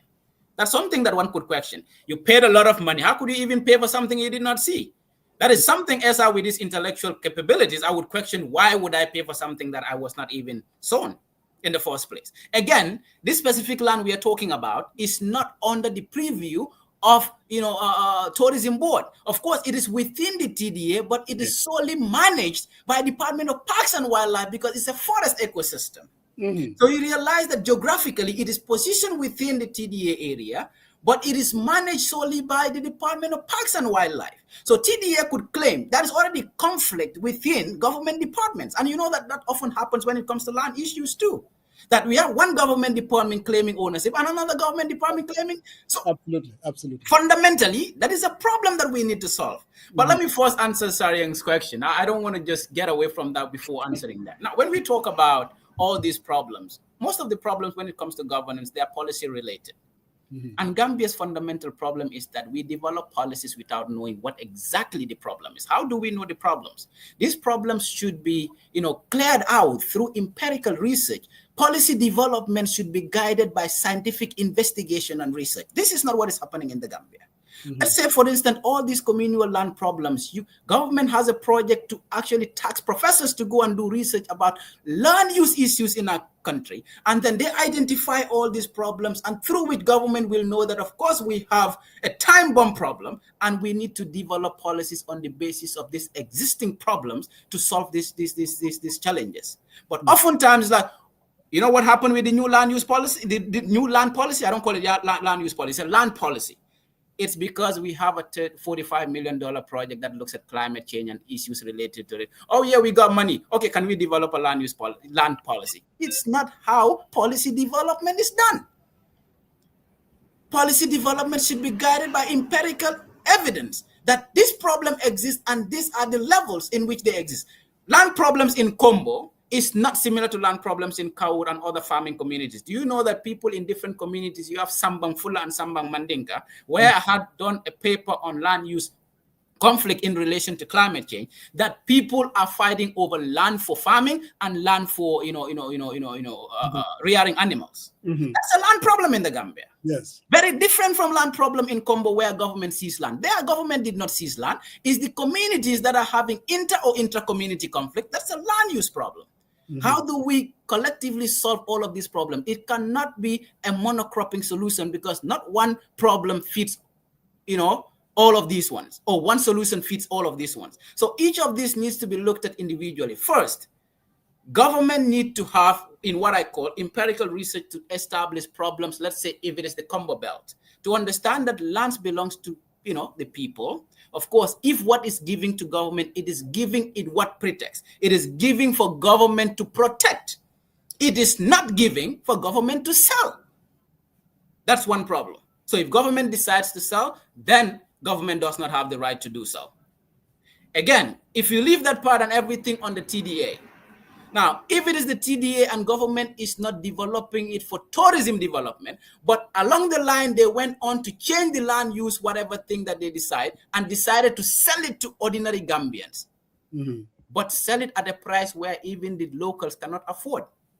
So that might be legal to do, But socially, we can tell that that is leading to gentrification and, of course, leading to displacement of people, because what is going to happen is the people who have the money have the purchasing power. The lifestyle there is going to be different. And if you cannot afford the life there, what are you going to do? Your little place of land or piece of land you got there, you might sell it and move down to where you can actually afford. That is how even some countries like America would do. If you look at the Bronx, Manhattan, and other places, gentrification has an impact.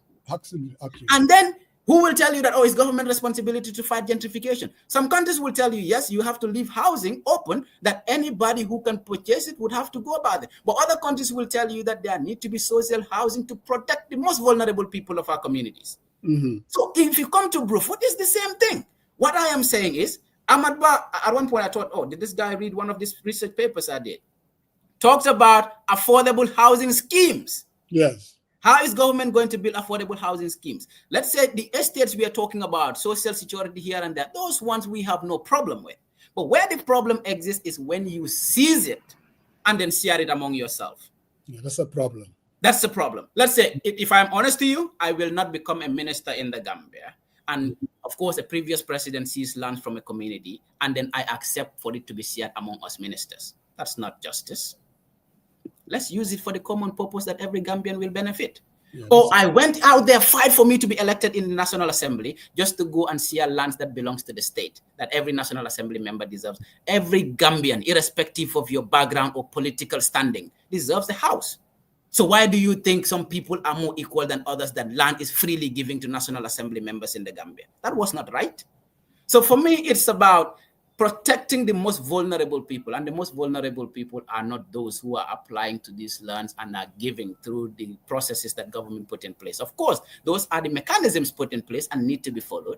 But whereas communities feel that they are being victimized, they could equally say it. But what I'm saying now is Gambia needs a land use policy, not just a land policy, but land use. Land use in a sense that can do them hold, what are you causing? A recipe for calamity, because floods would happen. And then we keep saying, oh, KMC is not doing their job. Look at Brikama Market. Used to, flood like, no one can think about. Simply because we don't have proper drainages within those areas. And then you go to, let's say around MDI area. And at one point, the road is completely done. Yeah. That's the end of the road. That is a physical planning problem. How were those demarcations done? So the regulatory body now have a responsibility to ensure that a real estate developer, finger degis need to develop a particular place, no cemetery, no prayer ground, no playground, even a waste dumping site, let's say probably a transfer station where you place their garbage here and then before it gets to the final, dump site, is not all catered for. And these are things that the regulatory body need to consider when giving people, license to operate real estates. That, of course, you can build a real estate, but within your real estate, you need to ensure that you understand that Domi Adama defa dated and Gosul. There will come a time, probably Joshua will be full and people will be taking their dead bodies elsewhere because we are not.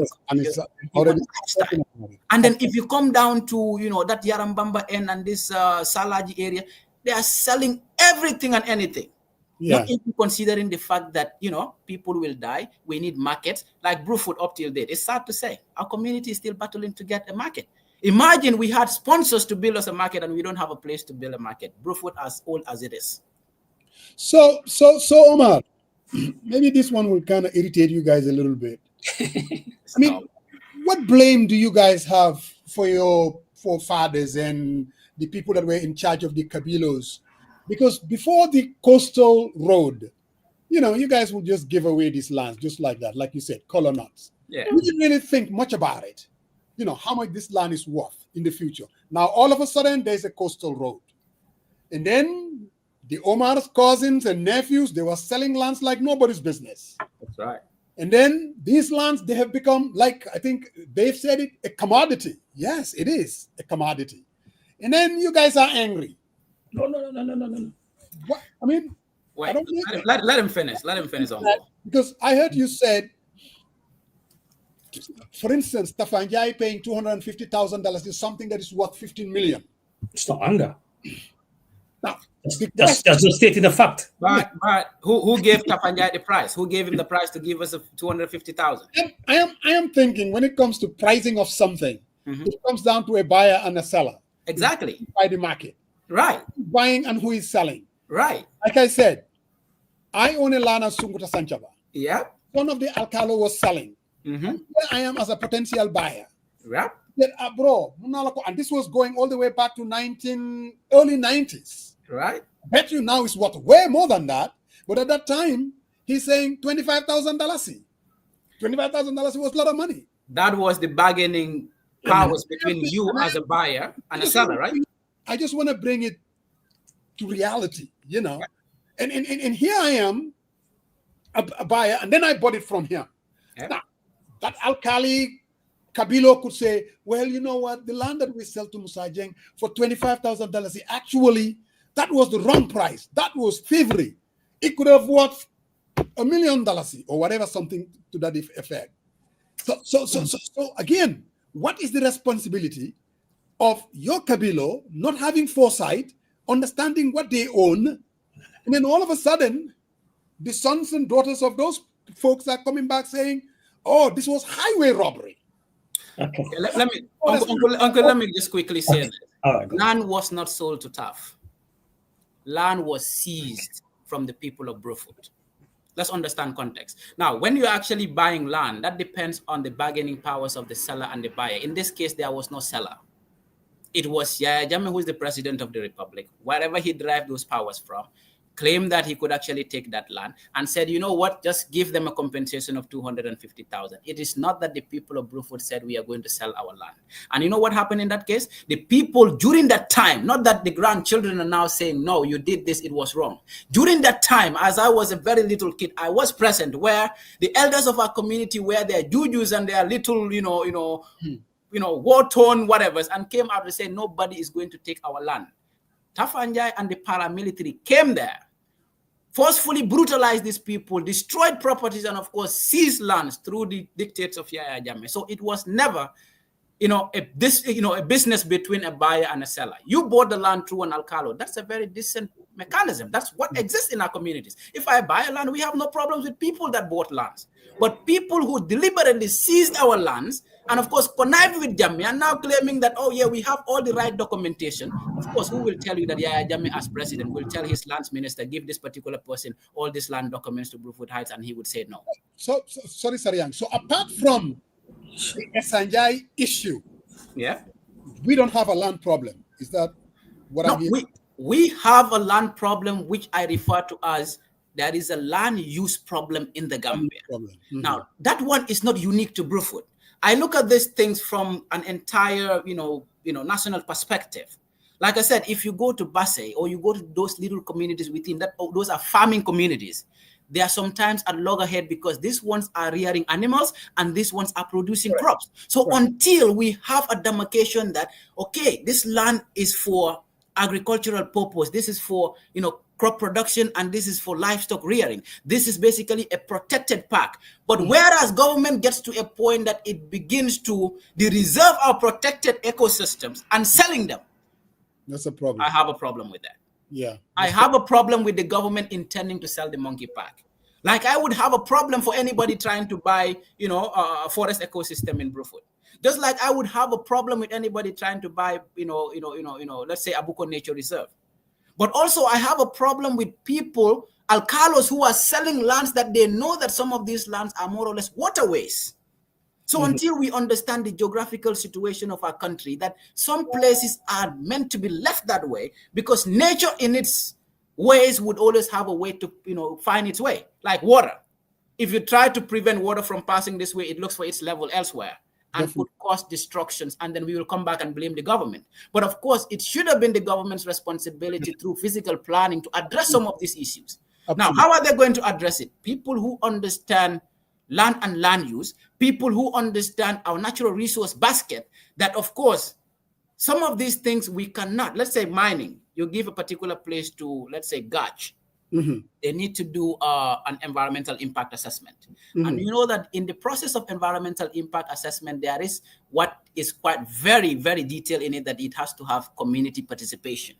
That means if I am doing an EIA for you, At a certain level, I need to go with the developer to interface with the community, and the community will equally tell you what their stake is about what you are about to do or the development you are about to do and the impact it might have on them and how you're going to mitigate those. So community participation is very, very necessary in that because the community is a stakeholder. But whereas you give a mining place to a particular individual, the regulator now turns out to be the person who is convincing the communities for the, the person who is actually going to do the mining. That compromises institutional integrity. Like the police sent, paramilitary to Faraba Bantang without understanding the nature or the complexity of that problem. Or like the National Environment Agency give an environmental approval for that kind. That is why government had to suspend some people because they are the regulatory body and they were not doing what they were supposed to do. Because if you are going to regulate that, you have to consult the community and understand that everybody is at the same wavelength. Whereas that does not exist, or like Katong is revolting today, they are sending signals to government that we have a problem. Yes. Then the right institutions need to come and see how they can amicably solve that problem. So in solving these problems around land and land use, it has to do with developing an explicit land use policy through an inclusive participatory mechanism, not just to hire a consultant to develop a document for you, which is donor-driven and not really reflective of our local context and realities in terms of our customary ownership regimes. So for me, that way would solve the problem. It's not about how you buy it. Oh, no, land fee. That's not the problem. Right. But when you seize it from the people, then put it in national use. Don't share it among your ministers. Among yourselves. I have a problem with that. Absolutely. But tough buying land, like Gunjur, he bought a big estate. He bought it because he had the purchasing power, and the people sold it to him. Yes. That's very okay. Other real estate. Sarian can buy like 10 hectares in Gambia if you want to develop an estate. You don't have a problem with that. Let there be a process and a mechanism to ensure that land use is well thought of in the Gambia. My problem is not just I don't like this person here and there, but let it really consider all factors of development, that we are not compromising the future generation. There will come a time that even a burial place might be a problem. This is where I have a problem. Look at Bakote dump site. When the dump site was there, it was not a human settlement. No, it wasn't. Fast forward, people are now revolting to say, oh, this dump site does not need to be here. But did they look at it, the historical context of it? Exactly. Again, go to Tambana in Brikama. When the dump site was there, it was not a human settlement. Now people surrounded this whole area. Government needed to have a 500-meter perimeter outside of the dump site area on each angle. That is proper waste management mechanism to ensure that nobody resides 500 meters on all sides of this particular site. So government failing to do that is government creating chaos. Absolutely. That is policy development. That is policy directions that need to govern a country. That is effective leadership. Absolutely. That is what I have a problem with. Not really Gambia is too small. I can go and buy land in Farafenni, go and buy land anywhere. But the argument should be the right processes and mechanisms that are put in our systems.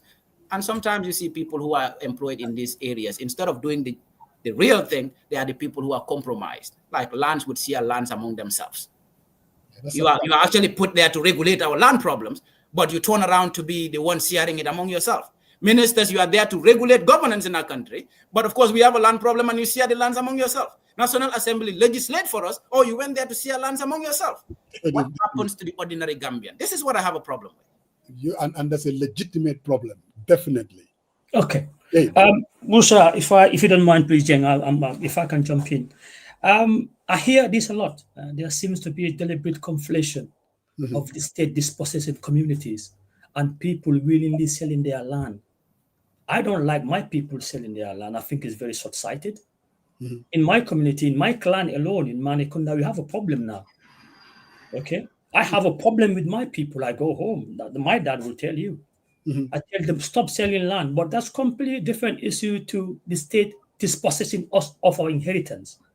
So when people conflate these, I don't get angry. I find it like quite amusing.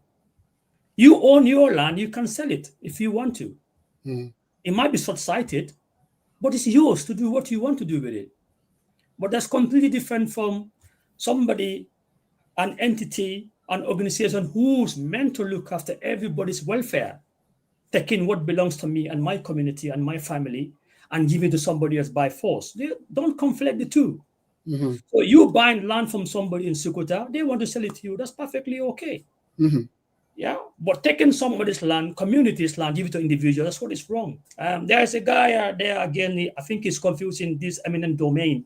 I think you need to learn, you need to basically read the State Land Act 1991 because people get a lot of confusion. These eminent domains in the USA.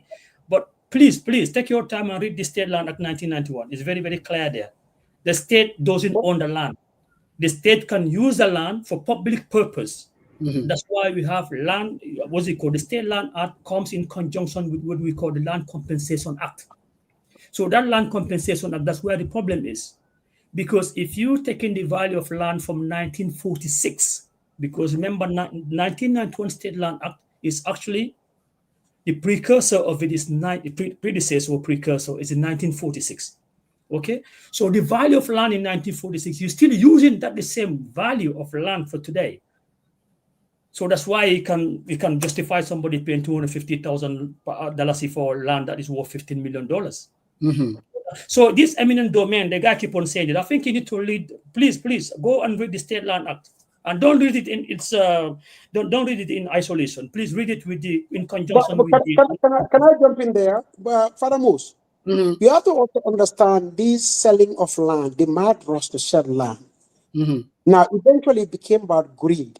In my own community, people became greedy, and they were selling land, even family lands that they were not even authorized to sell. There was a lot of that created a lot of friction. But in the beginning, when the land sales began, you see, Komonkas are not used to selling land.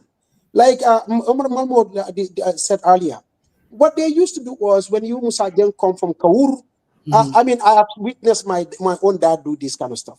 Where you come from Kaur, they ask you, so, you come, you go and, back in those days, you go to a compound and then you say you are, so you are from some other place and you want a place to stay. Usually it's supposed to be a temporary arrangement. But when you stay for a little bit, sometimes they'll come because they just want to do the farming there for the rainy season, and then after that they go back. Whatever brought them, it doesn't matter. People who come from Mali, from Guinea-Bissau, from Casamas, from upcountry. And when they come and then they stay on, after the rainy season that you said you're going to be going, when you don't go after the rainy season is over, they start asking you, so what's your plan? Do you want to stay or are you going back?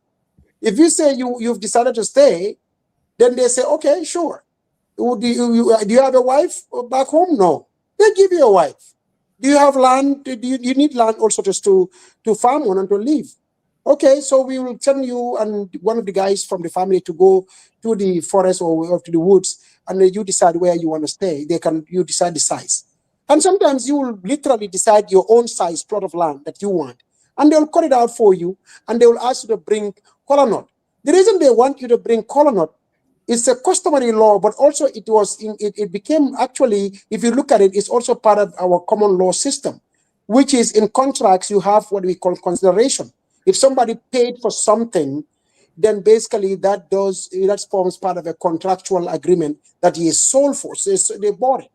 So instead of people the next day confusing whether this was they just borrowed you the land or not, when you bring the colonel and they call witnesses, they'll tell them he brought colonel, I'm giving him this land, he's gonna own it.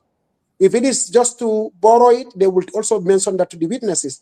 He is supposed to be borrowing it to him. The pharaohs, a lot of times they used to do that, where you Musa, your mom will give another lady a pharaoh that she will work on for years. But technically, your mom owns it. She just borrowed it to her. That happens a lot, even up country.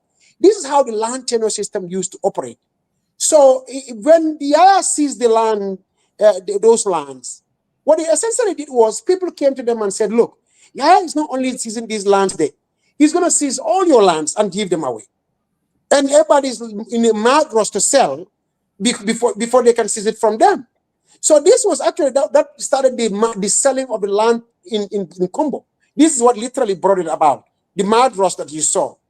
Everybody started selling all their lands because they were told, if you don't sell it, Yaya will seize it from you. So when that began, the process, even though there was no truth to that technically, because it wasn't like, I don't think Yaya had plans, but he did take a lot of their lands, because if you look at the whole Combo Coast, Musa, when I started traveling to the Combo Coast because of this sand mining issue, what shocked me If you look at it from Badokunku all the way to Gunjur, if you see the amount of land Yaya sees for himself, and he literally fenced it. He fenced it. Yeah. For himself. It's insane. I mean, kilometers after kilometers, from Badokunku all the way to Gunjur. This guy fenced land after land after land. Those places that people go to Sanyang today for beach activities and all that, literally they go through a door, a double door, to enter these places because Yaya Jammeh built a fence around the beach itself. So even the communities did not have access to their own beach because he built a fence and put a big gate over there. This is how much land he sees. So people were in a mad rush to sell their lands because they were scared that Yaya would take away land from them. So, but later on, the greed came in and people thought, no, let me finish. Greed interfered, obviously. Eventually, within the same family, brother will sell, or another brother will sell when the dad is not even aware of it. And, basically everybody was in a mad rush to sell. So, yeah, but that's a communal problem. That's a problem between the families themselves. What these guys are talking about really here is the other issue where Yaya Jammeh, for instance, took away kilometer after kilometer of land. Government, for its part, took these TDA lands from these communities, the communities surrendered these lands to them by leasing it to them with an agreement that this is the reason why you are having this land, to use it for A, B, C, D, E. And then the government turns around and starts to use that land for a different purpose. And in some cases, even when the lease is over, not addressing the fact that the lease is over. So there is a problem that the government has created in these communities that is so pervasive that it has affected family after family effect. And I think that's what these guys are trying to address here.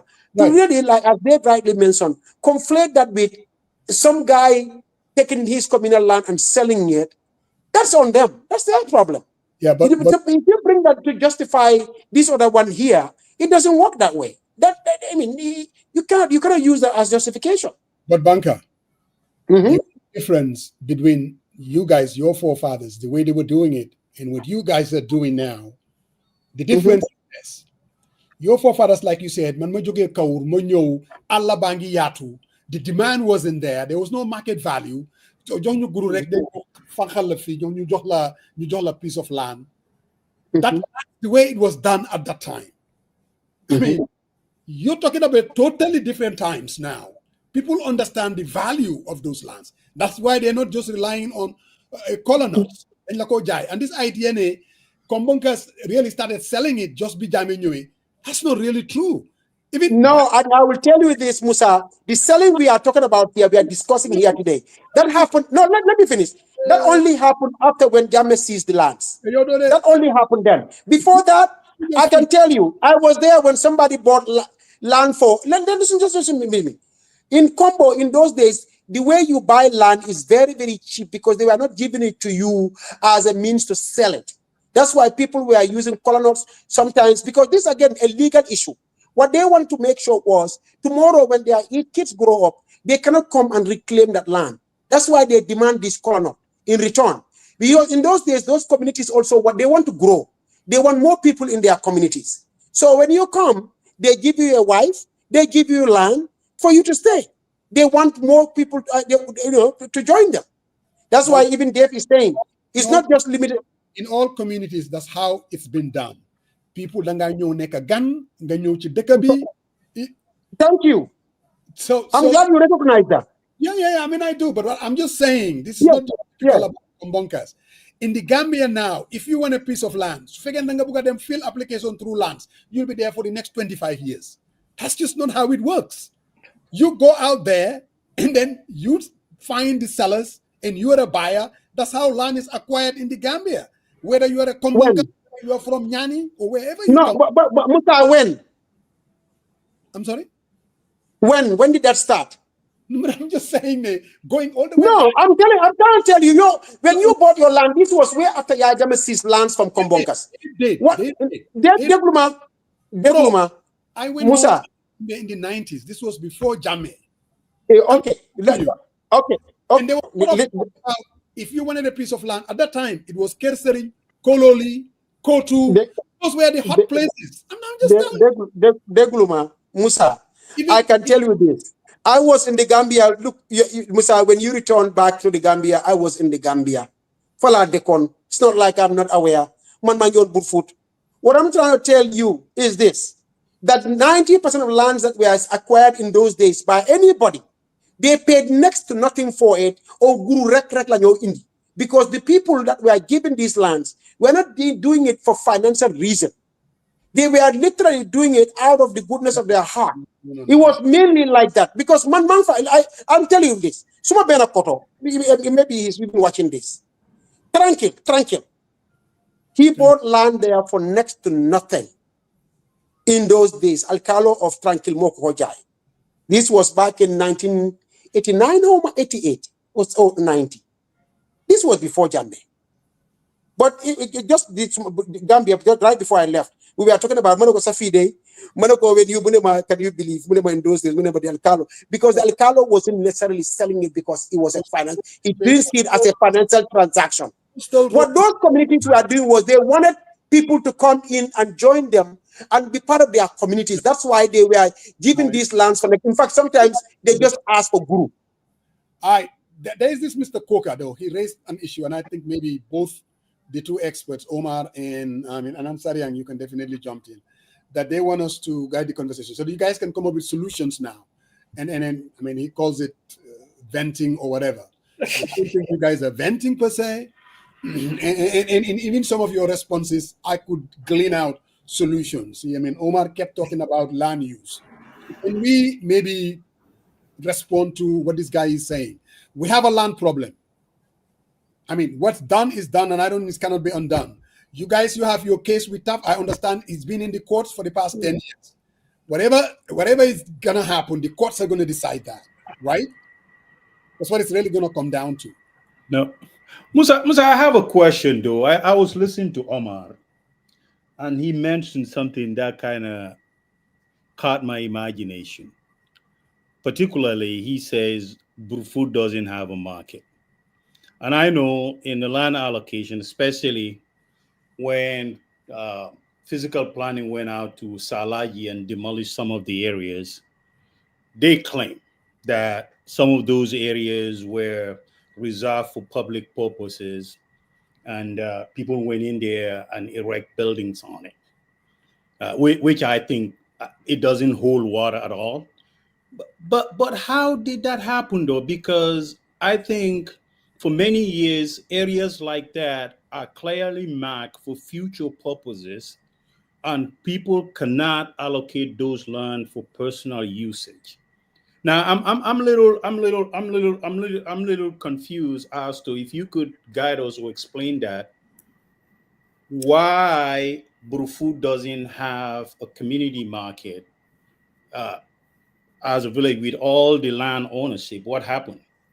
You know, again, that boils down to the population dynamics of things. Burfoot, let's say 50 years ago, would have a population that could depend on the little market we have and a little garage around just the roadside. Probably if you've been to Burfoot, you will know where I'm talking about.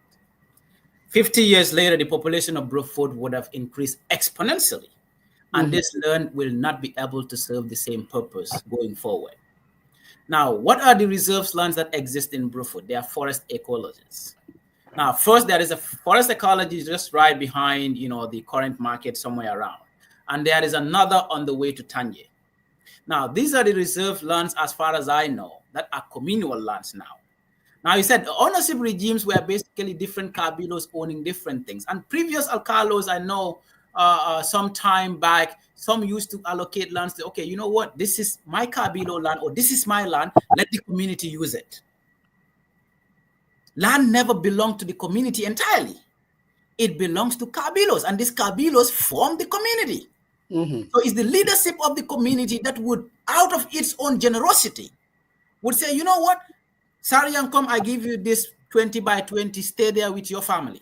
Oh, I have this 30 by 30, I'm giving it to the community because I'm the community head. But when the commodification and financialization of land came into effect, like some of you said, it's true. That is why it is important that we look at land issues from periodic settings, because what used to be a land issue, let's say 20, 30 years, and the land issues of last 10 years are different. That is why the conversation will be difficult. Back then, land is given to people for free or through call or not. I said I was there when Willinkama was being given. My grandmother was being given by the land through $300 here and a call or not. She was not charged. She added the 300 to say Allah Baraka. Correct. Now, since the commodification, even those lands that we are giving to some people through their grandparents for free, some of their children would say, you know what, they shouldn't have given you this land, we are seizing it. That also exists. We cannot deny it. Yes. So I understand the conversation in those spheres. But then what used to exist, it was giving to people for free. The commodification brought about greed and things like, oh no, all those things exist. But the fact now is that, how do we solve all these problems? Yes. Brufut does not have a market because the land does not belong to Brufut as a whole. Brufut is a composition of people and kabilos. And the existing protected areas are forest ecosystems. And then one of it was identified for somebody to actually put a mark, and people said, no, we cannot go there. It's a little bit outside of the community, and it's by a forest ecosystem. It's probably scary for them. And the other one is all the way around Tanya end. But within the community, everything is being sold to human settlements. That means it was a failure of planning from long time that Brufut do not rei, we will need a bigger market. Just like real estate development that people don't understand, that there will come a day our population will no longer be 300,000. Gambia will be 2.5 million. And we are not planning for the next 50 years. Who knows what is going to happen in the next 50 years? So no more the planning for the future is important, which we essentially fail to do as a nation and as communities. Even the cemetery, maybe the cemetery back then was so big to people in the eyes of the people. Exactly. But now, maybe it is shrinking because of what? The exponential population growth that would require land to actually meet the needs of the people. Just like food. If you have 2 people in your house, compared to you having 10 in the next 10 years, how much you're spending on feeding would be different. How much you need in terms of, people using toilet facilities would be different. In terms of water would be different. So problem with them, it's about what we fail to plan, and now it's difficult to correct because it's either Brufut buys a land from somebody who has a land within the town and did not develop it, and nobody would be willing to sell that kind of a thing because that is luxury, that is gold now. Gold now. That's why the community is struggling. And that is why when you look at Salaji, again, it's a BS from government because government is the regulatory body. I will go to government to give me approval, right or wrong? All these people in Salaji are claiming that they went to physical planning. They have their ownership documents. They have documents to build. They are actually giving the go-ahead to go and build. And then the same government allowing them to build came after a period to say that, oh no, you are building on a place that is reserved. And you should not build there. It's for, some other purposes here and there. But in the initial demarcation, government needed to know that. So government needed to identify that nobody can build here and ensure that nobody builds there. What was stopping government from fencing that whole area to keep it as a protected area? Government could have done that. But the same government gave these people the document to go about building. So that is double standard. That is poor governance. That is institutional failure. These are the things that I think need to be corrected. And in most of these combo communities, we've sell, forget the fact. Even though my grand uncle did say that some of the things happen because of jamming. But let's bring an academic perspective to it. Do you know that gentrification and dispossessions also come through living standards? Some people probably not because of the things they were being told about jamming, but because monetarily land was becoming a big thing, more so in Brufut Heights. Kon bàyyi ma jaay Brufut Heights, madame Samba bu ma am si biir dëkk bi, wala bàyyi ma jaay Brufut Heights, madame janda benn bu ndaw feneen. Exactly. Or because I can no longer afford the living cost in Brufut Heights because ñu fi dëkk ay borom alal rek lañ. Kon man dinañ ma xeeb fii. Bàyyi ma dem dëkk foo xamante ne suma ay moroma fa dëkk. So that all is true. Factors that could lead to people selling their lands, including also the intimidation from the regime. And also because ñu fay ñoo dëkk ay restaurant la ñoy am, probably they are going to supermarkets. We are used to going to our local markets. We will not have a local market here because the living standards will rise. That is why people can no longer live in Manhattan. They got to go to the Bronx. Exactly.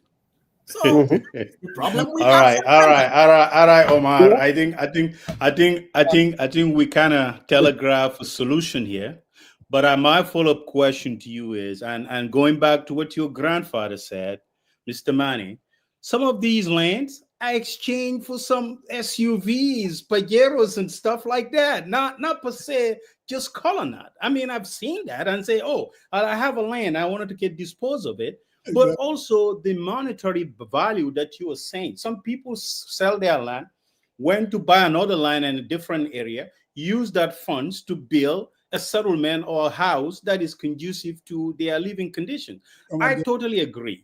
But I really think there should be more collaboration, especially listening to you. I'm sympathetic to your plight in terms of the market. But I really think the people within Burfoot should come together, despite someone's owned that land, to build a community market for the better of residents in Burfoot. And I think that supersedes anything else. And government is part of this. But I think the problem here is so bad. I always say it's a timing bomb. Watching those ladies, single moms crying, having these caterpillars knock their fences out. I mean, it's heartbreaking. Who would be vindictive to put your folks out on the street? They don't have anywhere to settle. And as you said, some of them were so mad when the minister had this conference and they had their paperwork and they saw it. They say, you know what? We went through the approval process. We went every legal process to own this land. Now, how do we, question their ownership if they had gone through all that process and acquired the land and build and require building permits? And I think it's more of a collaborative effort. It's hard, it's disheartening, but what is the way forward in ensuring that this doesn't happen or continue to happen for generation to come? All right. Before I jump in, please, I think some of the problems we have in land in Combo, it goes back to accident of history and geography. So if we didn't have the British colonialists basically centering most of their administration in Combo, we probably would not have this problem. And it also got to do with the geography. So if you don't mind, let me say something. Musa, somebody's waiting at the backstage for a while now. If you can please bring him in. Yeah. Who? If somebody's Famara. Oh, I didn't. Oh, did you send him the link? Yes. Oh, okay. I didn't see him. Okay, You, tell him. okay, let me tell him. Okay, go ahead, son. Sorry, I just want. Okay. Yeah. So we go back to accident of geography and history. So if we don't have all the whatever you call it, like all the businesses, all the institutions in Combo, we probably wouldn't have this problem. So during Jawara's time, the same thing as Jammeh's time, and now in Barrow's time, there's no decentralization. Everything is in Combo. So why are we in the West, you and I? Because we come here for opportunities. So other people from other areas of the Gambia wants to come to Combo. That's where the opportunities are. But if Badibu, for example, there are institutions in Badibu, they have businesses in Badibu, they have companies in Badibu, Badibu people would rather stay in Badibu because they have their whole community around them. So the same thing goes for Kia, the same goes for Willie. But if everything is based in Combo, everybody wants to come to Combo. It's just as simple as that. So that's one of the solutions. It's quite big, it's quite major, but we have to decentralize. Move some stuff away from Combo. Move them to Basse, move them to Jara, move them to Kia, move them to Badibu. So instead of Badibu coming wanting to live in Burfoot because that's where the jobs are, they can live in Salikenyim, they can live in Kerewan. They have no need to come to Sukuta or Burfoot. So that's going to be one of the solutions. But I want to come back to what's it called? Omar mentioned, like, for example, if somebody in Burfoot Heights sold their land because they wanted to build something else. There's nobody from Burfoot who owns land in Burfoot Heights, unfortunately. And then when we talk about Burfoot Heights, that's where the problems with violation of the lease comes in place. Because if the lease, is it from me or your end? I can hear crackling. Yeah, there's a cracking somewhere. It's Banka. You know how he does it, man. This is coming from Banka. Yeah, mute button. I'm sorry. I thought I was mute, but I guess I wasn't. Sorry. No, don't It's pick on my coming dad. from your father, man, Don't Dave. pick Just on to my let dad. you know. My apologies. I'm sorry. Don't pick on my dad, sorry. So yeah, sorry, I can't remember. I just lost my foot now. So yeah, that comes to the violation of the lease. The lease basically says this land is given to the state for tourism. So if you have to change, you have to reclassify, it should go to the people. So that did not happen. So that is something you will have to go to court. And sorry, Young, I have to come back to you again. When I say I wanted you guys also to contribute to the solution, it was not me being defensive. I honestly, genuinely hope the rest of the country can also come and collaborate with us. Bring your expertise, bring your opinions on how we fix this problem. It's not only a combo problem. Yes, we are victims, like you said. Some of the problem we actually brought it on ourselves, but we are also victims of the state's injustice, systematic injustice. So it's not a Kumbunka problem as such. So I'm always a little bit concerned when people say, Kumbunkas, you sold your land, or Kumbunkas, you did it. I'm like, Kumbo is part of the Gambia. So the problem we have in Kumbo is everybody's problem. Please, come and join us and find a solution. Yeah? Don't say, oh, Dave, what is the solution? Oh, Omar, what's the solution? I said to you, Banka, I told you, Sarian, what's the solution? Musa, what's the solution? Bring us your ideas. Yeah? Bring us your ideas. We all live in Combo. I mean, Musa, like you said, you come from, what's it called, somewhere in Badu, I think, but you live in Combo. So Combo is your home. Since Dave, you mentioned Baribu, man, I just say, please leave the Baribu alone. You know, leave Baribu alone. Oh, sorry. No, but Sarian, let me tell you though. Sarian, you are saying Sarian, but you are saying leave the Baribus alone. But let me tell you something. I know you are joking. No, I was but going to expand. Let me tell you something. See this land problem. Let me land this land problem. The way it is going, it was combo. Now if you look at it now, the Phonies and Nyomis are getting affected. I mean, that's where the issue is going now. Yes. And very soon Badibu will be consumed. If we don't, you see, what I want to see, and so everybody's talking about solution. The main solution here, as Omar Malmo and Dave both articulated so well about this regard, government must take the lead. Government must step in and strengthen the institutions that deal with these land matters. Ministry of Lands, fiscal planning. I can go through a list. And the courts. They need to make sure they come up with a policy that is both fair and equitable to the communities that own these lands and the buyers or investors or whoever you want to call them who are interested in buying these lands. And also to make sure all the stakeholders are involved in crafting a policy and use the policy also, not just to write a policy, but also to make sure they apply it. Because what is happening now is, it used to be a combo problem. But I'm telling you, as we speak right now, it has to cease to be a combo problem. It's also a Phony problem, and it's also a Nyomi problem. Very soon, it will become a Kiam problem and a Badibu problem, and the problem will engulf the whole country. And I've said this here before. The biggest national security threat in that country today is land issue. This land issue, if it is not dealt with and a comprehensive policy is crafted, one that is used and applied and not just sit on it, but make sure we put it into full force and address this land problem, it will engulf the whole country. And someday it will blow up and we will not be able to handle the matter anymore. Because in your people now. Thank you, Nyancho. I get it. So yeah. So Badibu, you are next on the line. You are next on the line, Badibu. Hold on, but I wanted to add that too. This goes to a bigger problem, right? So Dave mentioned something that I really like, and it kind of rolls into a bigger policy prescription, meaning rural urban migration. But let's look at that. Let's diagnose that issue for a minute. Why are people migrating from rural to urban? That is central. And if you telegraph that to these land occupation or legal lab grabbing, I think the government could do better.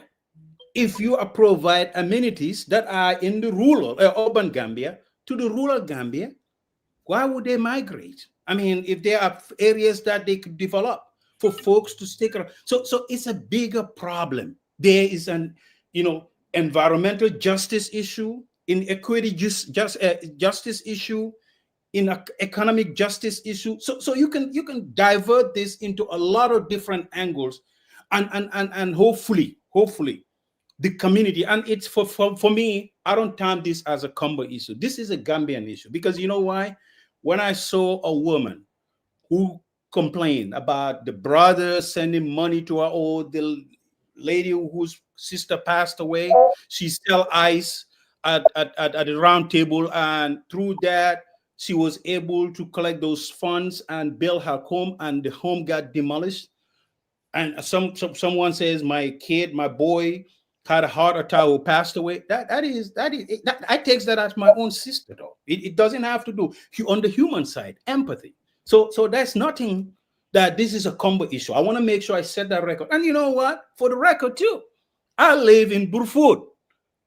And my landlord, Dikor Cisse, you can go ask him, Dave. Dikor is my landlord, and he's a relative of mine, right? So if let's not make this as a Combo. This is a Gambian issue. If you touch one, you should touch everyone. This impacts people's welfare. People being sent out on the street. I mean, I don't know what the issue is today, but the fact that someone uses hard-earned money to build a dwelling place, and one day they came in and knocked that out, and based on some flawed reasoning, saying that it was demarcated for public usage. I think everyone should be outraged, including myself. And we did. We sat on this platform. Musa was here. We discussed this at length. And I just want to make sure that we empathize with you. We sympathize with you guys. But this will require, first, your grandfather not holding this government accountable, the things that they are doing, and they should improve to ensure that justice and fairness goes to the people of Combo and the Gambia at large. And that's what I have to say in my closing. Thank you.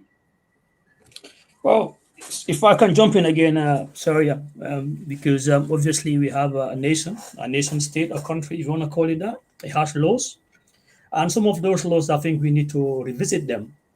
I think it's fundamentally not very fair when one region of the country lands are nationalized, but not the rest. So if you look at the state land, actually only nationalize our lands, but no other area's land is nationalized. So there's a fundamental injustice there. I'm not a lawyer. I'm not a constitutional lawyer. You might have to bring Lam Jedab. I don't know if he's ever been here, but you need to speak to him. He's very, very good. He will tell you the State Land Act is actually a violation of our constitutional right. Section 22, we should not deprive a person of their land. So that's very, very fundamental. But we're not going to make this law a legal issue. I'm not trained as a lawyer.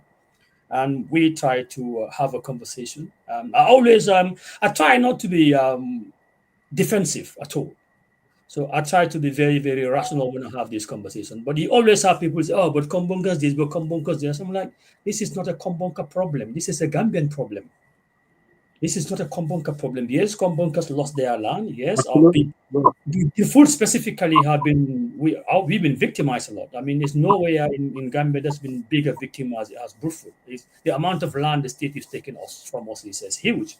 And then this is where my response to SR comment. Sorry if I'm going all over the place, SR five, because SR knows the law, and SR was basically saying that that place was this, was that. He shouldn't have even mentioned that, because he should have done his due diligence as a lawyer. He could not come in public space and basically declare in public, somebody who's trained as a lawyer, that the state owns the land. Even 1991 state land that doesn't say the state owns the land. The state can govern the land, the state can administer the land, but the state does not own land. Like I keep on emphasizing, the only land the state owns in the Gambia are that question of semantics, though. No, that's not semantics. No, sorry.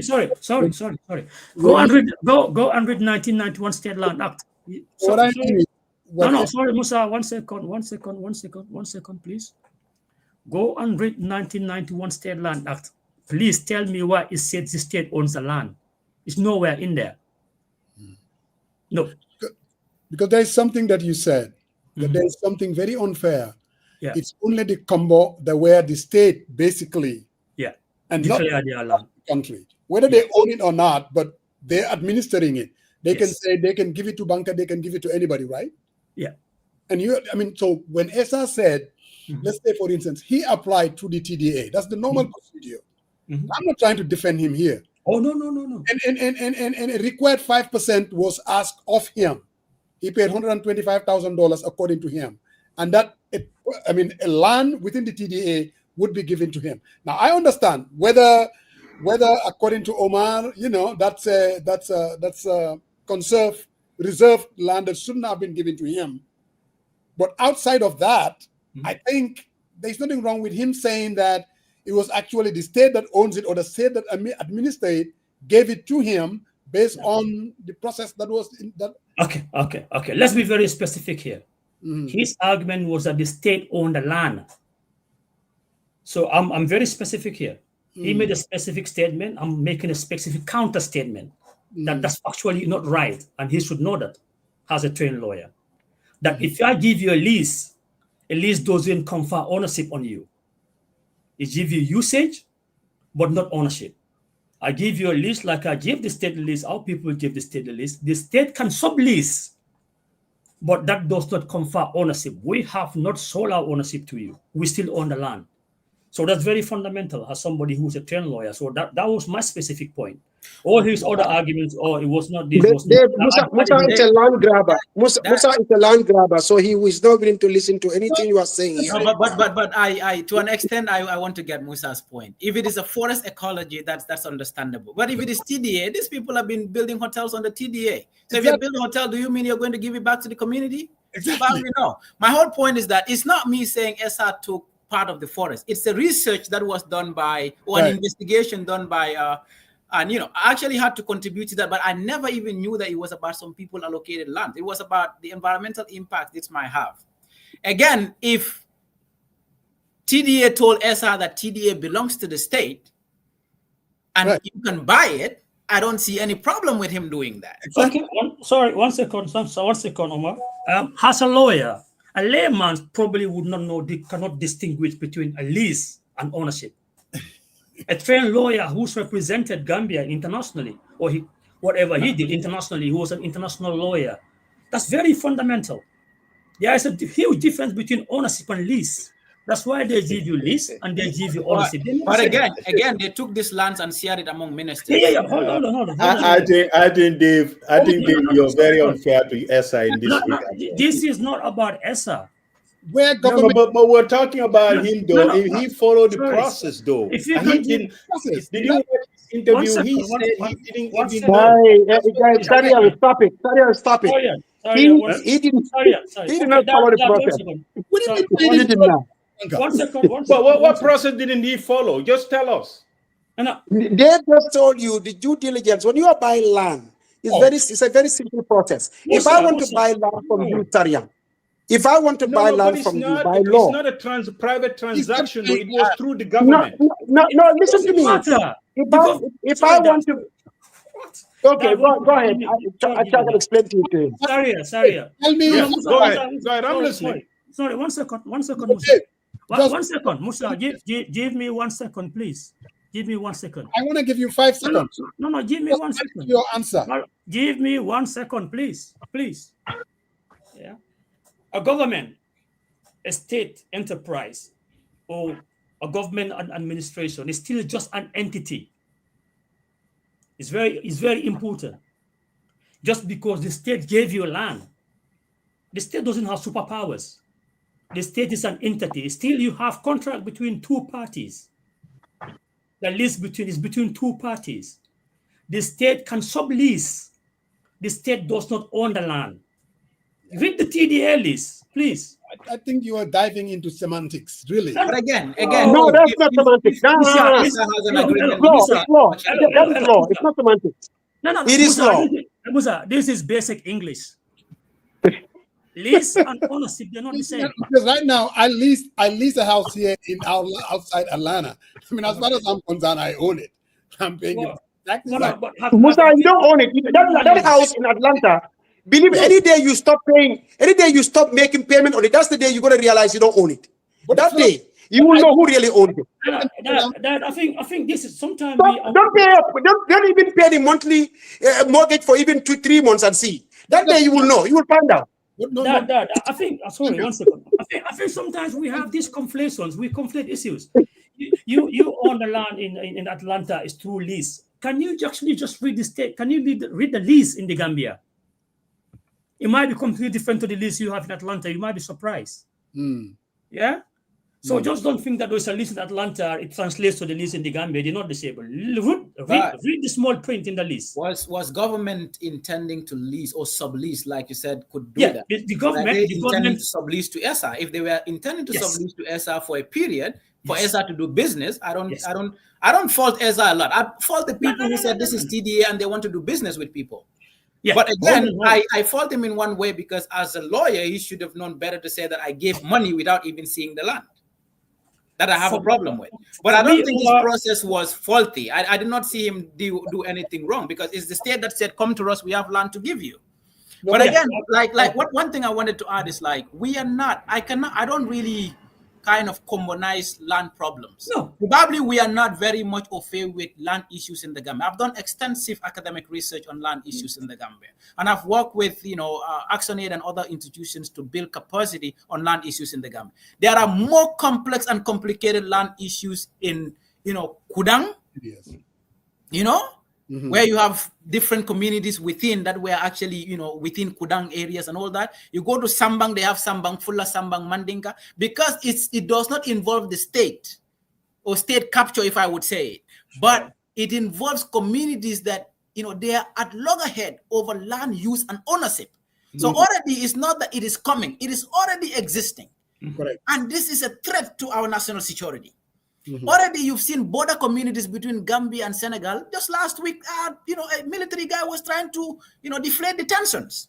So this, if you go to the River Gambia National Park, it's a protected area under government, just like the TDA. Part of my PhD dissertation looked at the River Gambia National Park and its impact on the ecosystem and the people. Now you would see that the 5 communities surrounding the River Gambia National Park, its management with the chimpanzee rehabilitation center there, it is between a private investor and the government through the Department of Parks and Wildlife. But the community is deprived of access to these areas, and they are not getting a lot of benefit from it. And they keep complaining. Just like you go to certain hotels, they will tell you cannot pass by the beachfront, which belongs to everybody.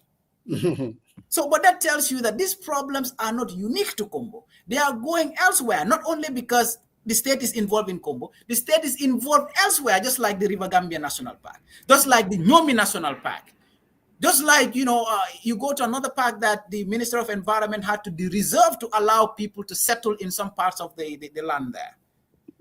So all of these things, we've seen also the reserving, part of Nyomi National Park to give it a private investor. So it's not unique to Combo. When we look at it, the problems in terms of, getting a solution to them, the solutions cannot be, a monocropping one that one solution fits all, but these problems are existing in almost every community in the Gambia.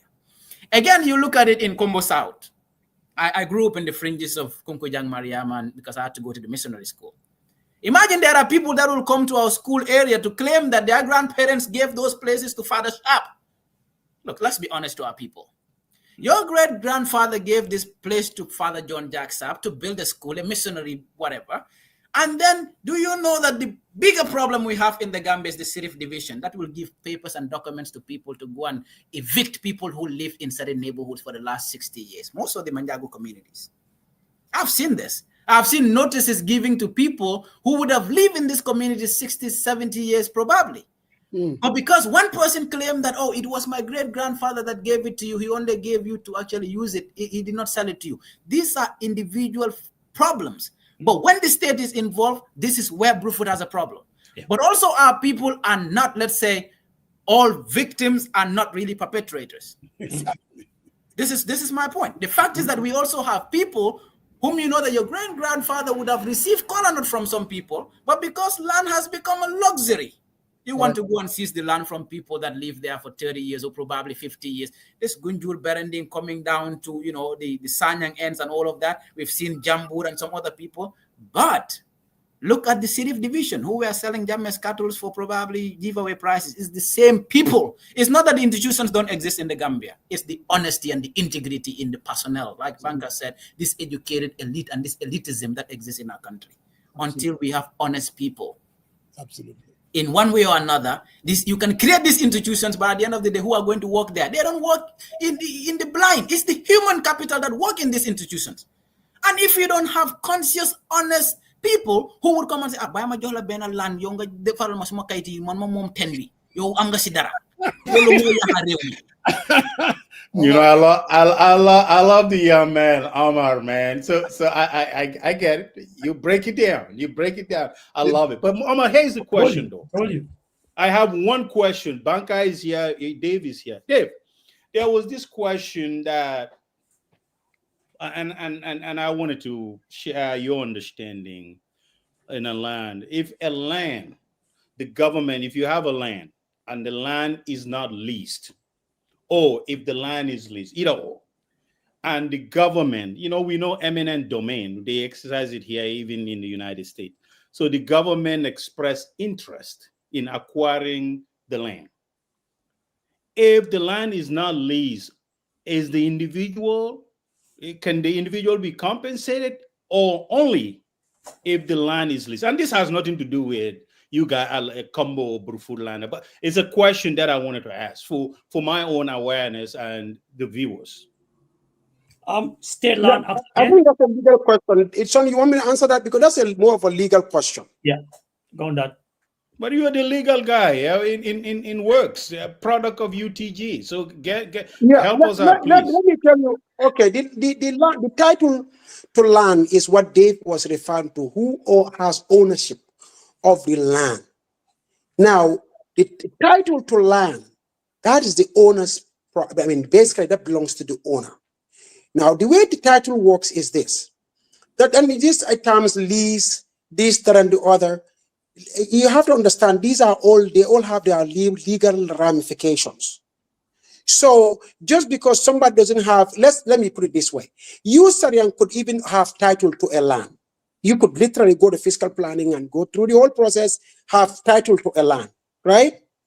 I don't have any documents to show for it. In other words, I don't have any, if you ask me, produce document to show your ownership, I cannot. But by law, I am the owner of the land, because I am the customary owner, and you never get the land from me in a legal way. So just because you have a title to land, and this is what is happening a lot in the Gambia, where people, when there is a land dispute, everybody literally produces legal documents that they got from fiscal planning, from that department, to show that they, even the transfer document from the alcalo, even. They will all show these things. But at the end of the day, even though I don't have any document at all, if my clan owns a piece of land in Brufut, and that piece of land it's under the custodianship of the elder of our Kabilo, of our clan, you, Sariang, went behind the back door and bought the land from, say, Lamin Mane, who is a grandson of the elder of our Kabilo. That Lamin Mane goes to the Alcalo. For some reason, they are able to prepare documents for you and give it to you. If the elder of our Kabilo steps up and says, "No, this is our land," and that still doesn't make it. You, Sariang, could even produce documents and say, "I bought it from Lamin Mane. I went to fiscal planning. Here's my document. I have the lease documents. I listed already." Because I'm in a situation in the Gambia where my own land, somebody went to the fiscal planning and he included it in his lease, in the plan. So I want to lease my land, but because mine is in his map, I'm not able to lease it. He has to go to fiscal planning and take mine out of his lease, out of his map. So just because you have a lease, you have all these things, doesn't make it your own. The elder of our family will step up and say, no. We never sold it to this guy. The land still is ours. So if you go to court, the court will declare in his favor, because you cannot trace your land now to the customary owners. So the way you trace title is this: if you buy land from Bankamane, You have to, a banker man is giving the land. Banker has to be able to prove that he is the customary owner of that land. Or if he is not, he must be able to show you, Sariang, how he came to own that land. Did he buy it from the customary owners? Or did he buy it from Lamin Sise? How did Lamin Sise came to own that land? Did he buy it from the customary owners? Or is he the actual customary owner? This is how you trace title, the real validity of a title. So in the Gambia's case, people will produce documents all over the place, not knowing that that still doesn't give them ownership of that thing, because the only way you can prove title is through that line of ownership all the way to the customary owners, the original owners. If you cannot do that with your own title, that is not valid. We're getting to the tail end of the stuff. All I'm asking, this is irrespective. Yes. So let me just put an example out there. The ladies that are at Salaji, if their properties were leased, and what government is claiming that those areas are for public something, recreation or whatever, and it's a leased property, do they have the right for compensation since the government wants to use for public purpose? It's a very, very straightforward answer. But that's what I was answering for you. Just because you have a lease, just because you have a lease. Yes. That's all I wanted to do. And maybe Dave and Omar, do you guys have any insight? Okay, let them come in, but I'm trying to give you the legal explanation for that lease and what it means. What I'm saying is, if a poor lady, a poor woman has a lease, have land 25 by 25 in Salaji, build a very nice self-contained. And some crazy dude from physical planning came there and said, oh, you know, this was marked. These 3 homes are marked for market. Yes. But she has all the documentation. It's a lease property. Is she entitled to a compensation? That's what I'm saying. The physical planning guy, what he has to do now to prove that he is on the right, he must show that lease over there, in other words, those guys, the fiscal planning or the government or whatever institution is the legal owner of the land. In other words, the customary owners or the clan owners of that land gave that land to the government, and the government is the one that owns it. If they cannot prove that, then, and these ladies can prove that their lease was, because the only way they will lease it is because they had ownership through some means, they can show that they got that ownership through the traditional owners or through people who got it from the traditional owners, then the government has no right to demolish that land. This is the answer that I'm giving you. And this is the legal answer for it. Man, I don't like your answer. Okay.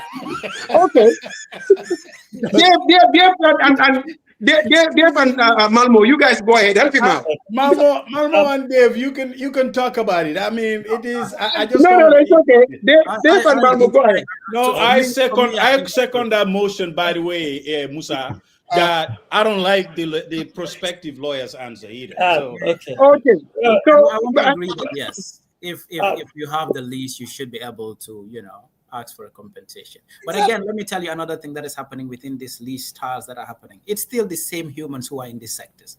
You realize that there are communities that I had to do some research on, and you realize that these typical Manjago communities that probably came in the 60s or whatever, they are not so much au fait with documenting their lands or lands that were giving to them by some of these customarily owned. Thank you. And you know what they do? The typical customary owners, their grandchildren now understood that, and they go to all these departments to lease these lands so that they can go to, what is the name of this Sirif division? They go to Sirif division and claim, and then when these people come and say, no, but I've been using this land for the last 50 years, so grandfather gave it to me. They say, here is the document, I lease this land. But they criminally connect to lease some of these lands. They're producing documents. Grandson, thank you for coming to the aid of your grandfather. Appreciate it. And they do that to criminally do this to these people. But the fact is that I challenge on what he is answering, but you guys are just happy with, and I'm giving you the legal answer, that is the legal backing for what he said, and you are not willing to listen to it. These people have no document. Even you, Saria, if you produce document, and your document is not acquired in the way that the law recognizes, it does not give you ownership, even though you have the document. All the way That's into the all. weeds. All I ask is if you Okay, have a all right. lease documentation and you got that, are you Having a lease entitled? documentation just simply says you have a lease documentation. You have to prove that that lease documentation And you did was that. Okay, acquired. let's say you prove that. Now, are you entitled to a compensation? I'm going to mute Banker. Yes. If you can prove that, then yes, you are entitled to compensation. Yes. Yeah, I'm going to mute you. Okay. There is something that Omar Okay. said, that these Manjagos acquired this land given to them by the customary owner. Yep. Right? That's what he said. They're not into Yes. documentation. I get that part. But So he they said, are legal owners. hold on. The customary owners did not just, what they did was they went and they get a title. That's what they did. They got No, they did not. No, they didn't. They didn't. Musa, you see, what you're humbly, I'm trying to explain to you. The customary owners don't have any title. All these customary owners in the Gambia, just deglumarate. I'm going to mute. No, you can mute me if you want to. I'm trying. No, listen to me. Let me rectify that. No, let me get clarification from Omar. He's the one who said it. Maybe I misunderstood. Now, Omar, tell him whether the customary owners have title. this is specific. Have document. Sorry. Wait, this is specific to some communities in Combo South. Right. What happened is that most of these typical Manjago villages in those areas existed, let's say, 50, 60 years ago. Correct. And we know that mostly they are isolated because they are actually rearing pigs and all of that. I've seen a few of these communities where we had to do some research. And what we realized was that they do not kind of go to physical planning on all these institutions to register their documents or their lands. Thank you. Using them for farming for 50, 60 years and so on. But now, the ones that gave it to them probably died, and their children probably no more, and their grandchildren, because land had become a lot of money. Correct. What deal with you people? Hold on, Banker. Go to physical planning, register all of these lands, and claim that no, some mamolan ko abalon. But if you go to court, and that doesn't make it there. No, that's not the. If you go to court, Sirif Division will tell you that if his lineage is the customary owner, and you claim that it was given to you by his grandfather, but he's claiming that his grandfather the floko abal, the whole documents in momoko ame. So it's the customary land owner who should validate that you actually acquired this land through the right means from them. Correct. Now, Banga is that, let's say my grand uncle here is a customary owner. Let's put him aside and let me take the perspective of a person who is not within the customary. Very good. But it's just an outside. You are coming. Very soon we'll come back. Right? Now, You don't understand. It's coming clearer now. as an outsider, if somebody gives you all those documents, now Yes. the court cannot just tell you because you have the document, it belongs to you. You have Very good. This is what my great uncle is saying. But if you have to prove it, how will you prove it? The customary owner have to validate that yes, ki mom you nyoko johon fini, kele kwe wane amna kaidi mom ame through the right means. But if the customary owner's grandchildren are the ones now claiming that they registered it, who is going to be the person to speak to you? Correct. Hey, and Omar, let me add this to it. From you. And that is why And Omar, let me add this to it too. documents from Sirif Division saying that you have eviction notice. And Omar, let me add this to it too. This is why when back in those days when our grandparents gave these lands, and you brought a colonel, they always bring witnesses. The reason for the witnesses is that when they are not around, those witnesses will bear witness to what transpired. But unfortunately, like you said, 50, 60 years ago, all those witnesses may have died by now. There is nobody to vouch for the validity for this other title that comes from the ones that are residing on these lands. And then these ones are claiming, well, they just borrowed it to them. But even though I think legally, those who are residing on the land can still have some legal recourse. And that is, if the elder of the family who is the custodian of the land, because the land is vested in the custodian, the elder, the Khalifa Kabila. If that's the guy who carried out this transaction by giving this land to these people, and they are saying that that's the guy who actually offered it to us as a gift. This was not some arrangement where they borrowed it to us and we are supposed to return it at some point. If there is any way that through that guy they can be able to prove that this was not a borrowed land, then obviously they will have a strong legal position to stand on. Unfortunately, these sons, they come there and say, well, our parents never told us that. Nobody ever communicated that to us. In fact, instead, what they told us was that this land was borrowed to these people. And maybe it was, because that was very also common, where people would borrow each other land. The pharaohs especially were very common in that arena, where my mom will give a pharaoh to a lady who will work on it for 30, 40 years. I would never know until someday they will come and say, hey, we are returning the pharaoh, your mom gave it, borrowed it to us. So that's also very common. You shouldn't dismiss those things. But what I'm saying is, the customary ownership is the one that shows the validity of title in our case. If you cannot trace your title to the customary owners, the original owners, we call it original title. Everybody else who has title in that country after the customary owner or the original to owner is called derivative title. You are deriving all the rights and privileges or whatever interest that you are getting from that land through that ownership. So this is how they treat it. They say, okay, Musa, you bought from banker. Who did banker buy from? From Lamin. Lamin bought it from City. City bought it from City. And they go back and trace and they say, oh, so City got it from his father, who is actually the customary owner of this land. Then Musa's title is the right one. But it's something comes along. He says, I bought mine from City. City bought it from Lamin. Lamin bought from Keba. They see that Keba, his title, the way Kaba have ownership of it, is not clear. He may have bought it, the person who bought it, sold it to him, is not even a family member. Then they will tell him, look, your title is not valid. This is how the courts deal with these issues. I'm giving you the legal explanation for it. So this is where it gets murky. Does that mean that we have a case against staff? Because staff mambango samburu fudun kabulu. No. Ama samburu fudun kabulu. Staff mambo burfud. Ya ajame mambo burfud. Ibal ni fal mamboje. Imamal mamboje. Ilala silo mamboje. So how comes they all of a sudden own lands in Brufut? Who sold it to them? But Taff said he bought it. Taff said he bought it. From who? From who? From the Cabiros in Brufut. From the Cabiros in Brufut. So I mean, Taff just said it. He said Taff said he's paid $250,000 for the land. So so we have this farmer guy. He's been waiting for a while. Yes. Farmer is very familiar with Karenti, the Tangier Bird Reserve. In fact, he used to work there. The area and SFL, the land that he claims is not part of the car. Maybe he can help us. When the Abula farmer nanang isa yung ngabo platform auto, we've been sitting here, give him chance. Farmer drama.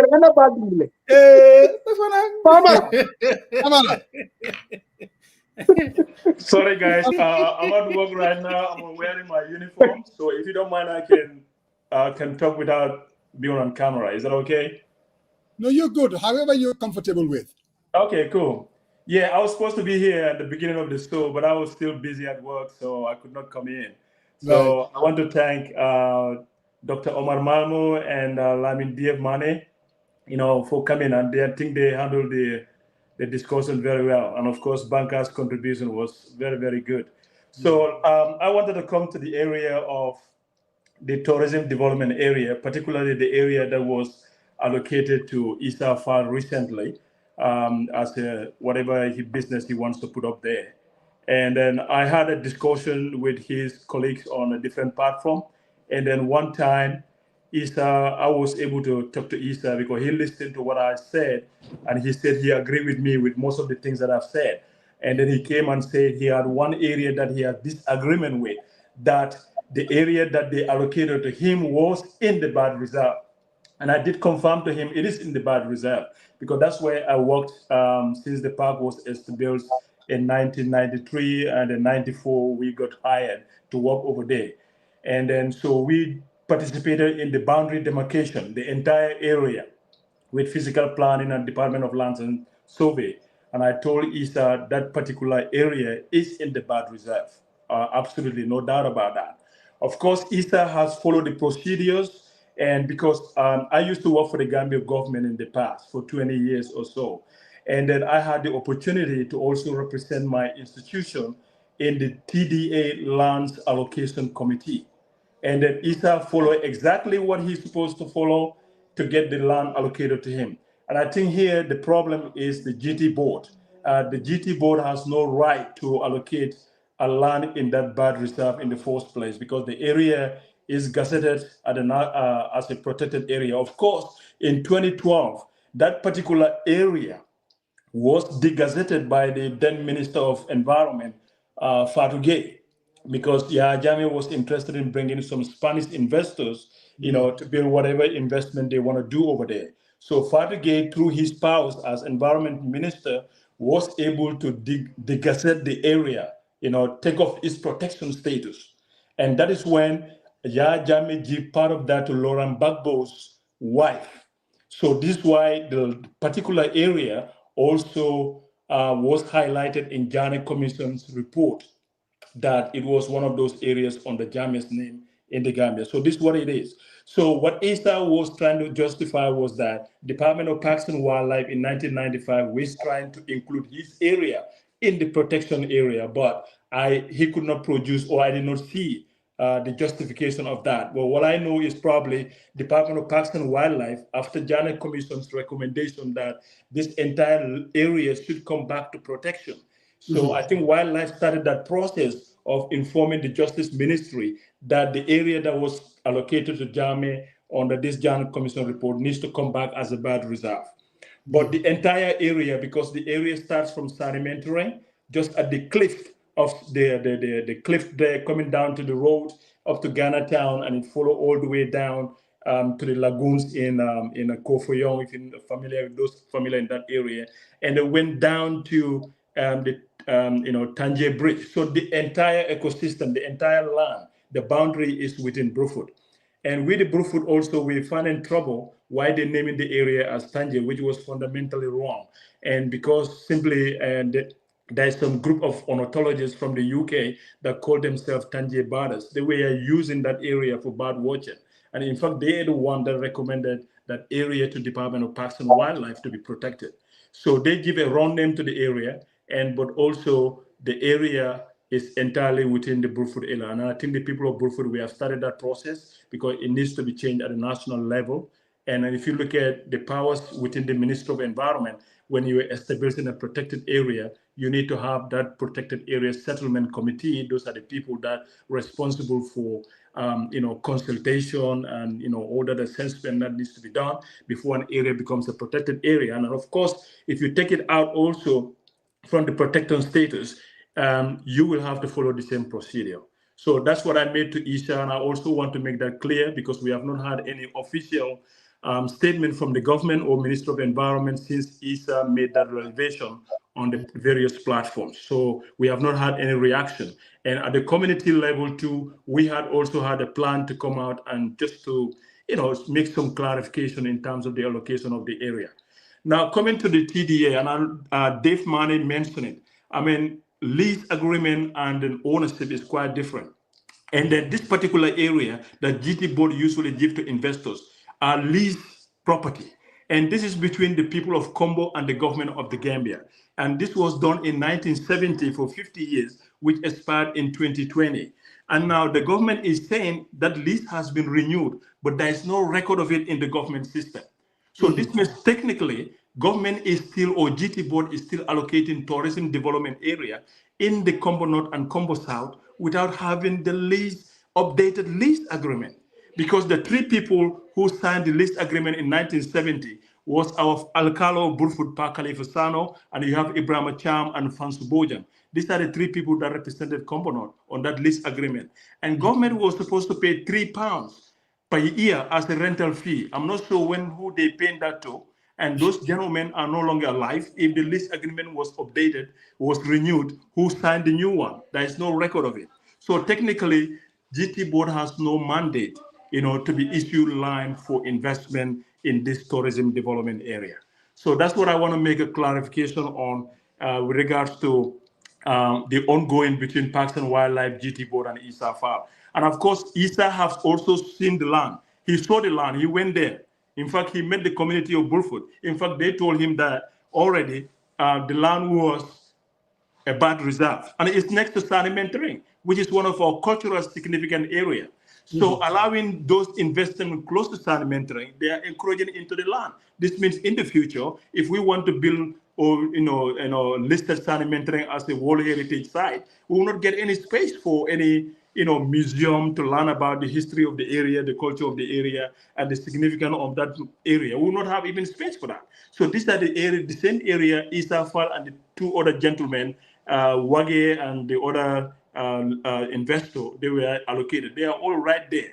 It's just very close to San Elementary. It's next to it. So to say that the area given to Isa was not in the bird reserve, that is wrong. But of course, we recognize the fact that the area was also allocated to Jame, which it has removed the protection status of the bird reserve. So this is what I wanted to contribute, just to add on to your, beautiful ideas that are coming up in this discussion. So thank you. Oh, thank you very much, Famara. I think that has clarified quite a few things. Without a doubt. Yeah. So sorry, a few minutes before 4 o'clock. So we're gonna just allow our guest experts, Branka included, of course, with his derivative and he gets legal on winner. But, so no, Dave and Dave and Malmo are the real experts. So I will definitely yield to them. I'm glad they came. I just want to personally thank them. And Famara is also one of the experts. He worked at the bird reserve for many years, and he is very familiar with the history of the area. But these two also did a lot of research in this area, and I want to thank them for taking the time to come here today to discuss, because we have to have this conversation so that this land issue hopefully will inspire the rest of the Gambia. Like as I've said here before, this land issue is now spreading all throughout the country. We are talking about Combo today. Tomorrow, I'm telling you, we'll talk about Nyomi, and next day after that, it'll be Fonyi, because now the land problem is encroaching in those areas too. I don't know whether you guys are aware, but it's that any day it could explode in those. And then from Fonyi, you are going to go into Kiang. From Kiang, you go into Jara. From Nyomi, you go into Badibu. So this is really a fire that is burning all throughout the country. So discussing it now and having the hard discussion about it, and maybe making sure that we have policies in place and addressing them will be very good. So I'm thankful that these two are putting the research. I hope the government will even reach out to them so that they can help craft these policies like they did the last time, and continue at the court also. I think the Supreme Court, under the Supreme Court, because I think Chief Justice Asanjalo was the one who initiated this, to really kind of find a way to these land issues to under the legal purview. I don't know how. I'm not sure exactly how they want to do it, but they are setting up a committee or some kind of process to actually be able to address these legal land problems through the legal channels in a more streamlined fashion. So I commend Chief Justice for that. I hope they will continue on the process and really get us there really quick. So, and I hope they will reach out to these two, even because I proposed to Dave and Malmo, I will propose to you two publicly, for you two to reach out to them, write to them, and let them know that you want to be able to contribute to the in that process. I think it will really help us craft something so that what happened to Combo, I don't want to see it happen to Fonyi. I don't want to see it happen to Nyomi or Kiang or Jara or all these other Fladu or all these other regions. I really don't. I don't want to see it happen to Kaur, Salem, Musa. So because how we will resist. No, I'm just kidding. So, but anyway, but thank you guys, really. So thank you, Sari Omar and Dave. I mean, listening to both of you, and Famara, of course, for that matter, there's one problem that I think we need to zero in, and that comes down to the role of government regulations. Because really, if the regulator is giving a lease to Sariang and giving lease to Musa, the same property, I think that's part of the bigger problem. So how do we zero into that? And of course, include your other closing remarks. You say a lot about land use and some of these other beautiful things that you've talked about. But that the implementer, the regulator, how do we need to clean that thing up, really? Omar. I think first we have a problem of identifying who really owns the land. Most Yes. of it is physical planning. Like my great uncle said, somebody has his land already registered. How? Until we know why and how people register other people's lands that way. But because it's customary in nature in terms of ownership, we don't have a standard structure in place that determines that this land belongs to this land belongs to that. But what we could do is the lands that are meant for public use should be cleared out in every map that has to do with the Gambia. And that comes to land use map. Because then government will not come and destroy people's places claiming that it was reserved for this particular purpose. No way that we can zero intercommunity and interpersonal land issues. You know, jaay ak jënd kay mom, you know, mun na ko jaay ki jaay ko kenen and all that. We know those ones you go to court and settle.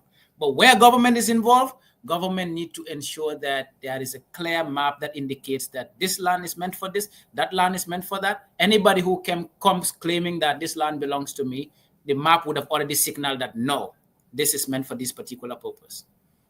So to conclude, I think, you know, we've said a lot already. So most of these communities. Omar, sorry, government cannot giant agenda table. What I'm saying is, if the land is sold to Sariang and went through physical planning and they did all the things that they normally do and give me a title, shouldn't we have that information in place that we will not be able to sell it to banker? No, but that's the process, what I'm telling you. Alcalos don't keep these lands because you understand the process of acquiring land. First, you need the Alcalos document. Right. Some people go to court with just an Alcalos document. They don't even go to physical planning. So until we have that structure that every ownership is not just through an alcalo or through, you know, the area council, but all these institutions are working together and have a database that actually monitors this. Alcalo bilum lajo, kele hamuko. Correct. Area council tamen hamuko. So there is no uniformity in terms of what database are we using to understand that this land was already, you know, somebody can own, you know, a land through area, let's say alcalo, one land giving to almost 5 people. It's just about who can snatch the stamp and stamp a document. Yes. Maybe the alcalo's son can snatch a stamp and go and stamp it for another person. His nephew can take it and go and give it to another person. So until we regularize land ownership in terms of documentation in our country, it will still be a problem because what am physical planning and what will they ask you? Alcalo and other documents. You provide all of them. But if they don't have a map that clearly indicates the right, you know, positioning or geographic position of this land, what will they do? They are so lazy that they don't come to see the land. But even if they can come and see the land, how would you remember that I actually saw this land 3 years ago? I give it to you. And there is nothing in their data to indicate that it was already given to this person. Probably not, because if it is, then if they are doing it, then it's deliberate. That's the problem. So we don't have, sometimes, I remember one time my uncle in another statement talked about digitalization of some of our state institutions, and the people were against it. They know why they are against it, because these crude systems help the manipulations. Correct. If it has to do with this white paper, it's not really digitized to a point that if you click here, it will give you red light that no, you cannot touch this land. What exactly can we do? We always have to go back to court until we have that, you know, customary, you know, lineage to understand that no, this one is the rightful owner. Otherwise, people would continue selling land to multiple people, and building those sophisticated technological, you know, devices would be something else. And it will be costly, but of course, it's important that we consider that every Gambian, in one way or another, needs decent housing, and as well, the state-owned enterprises and lands, or claimed to be owned by the state, need to consider communities, you know, and vulnerable. What I have a major problem is let people in politics stop sharing the lands in the Gambia. That I have a problem with. No, I just want to add something to just what Omar said. So I think they just started the digitalization, and I think even West Coast, the chairman, Yankuba, mentioned something working with the government to sharing data.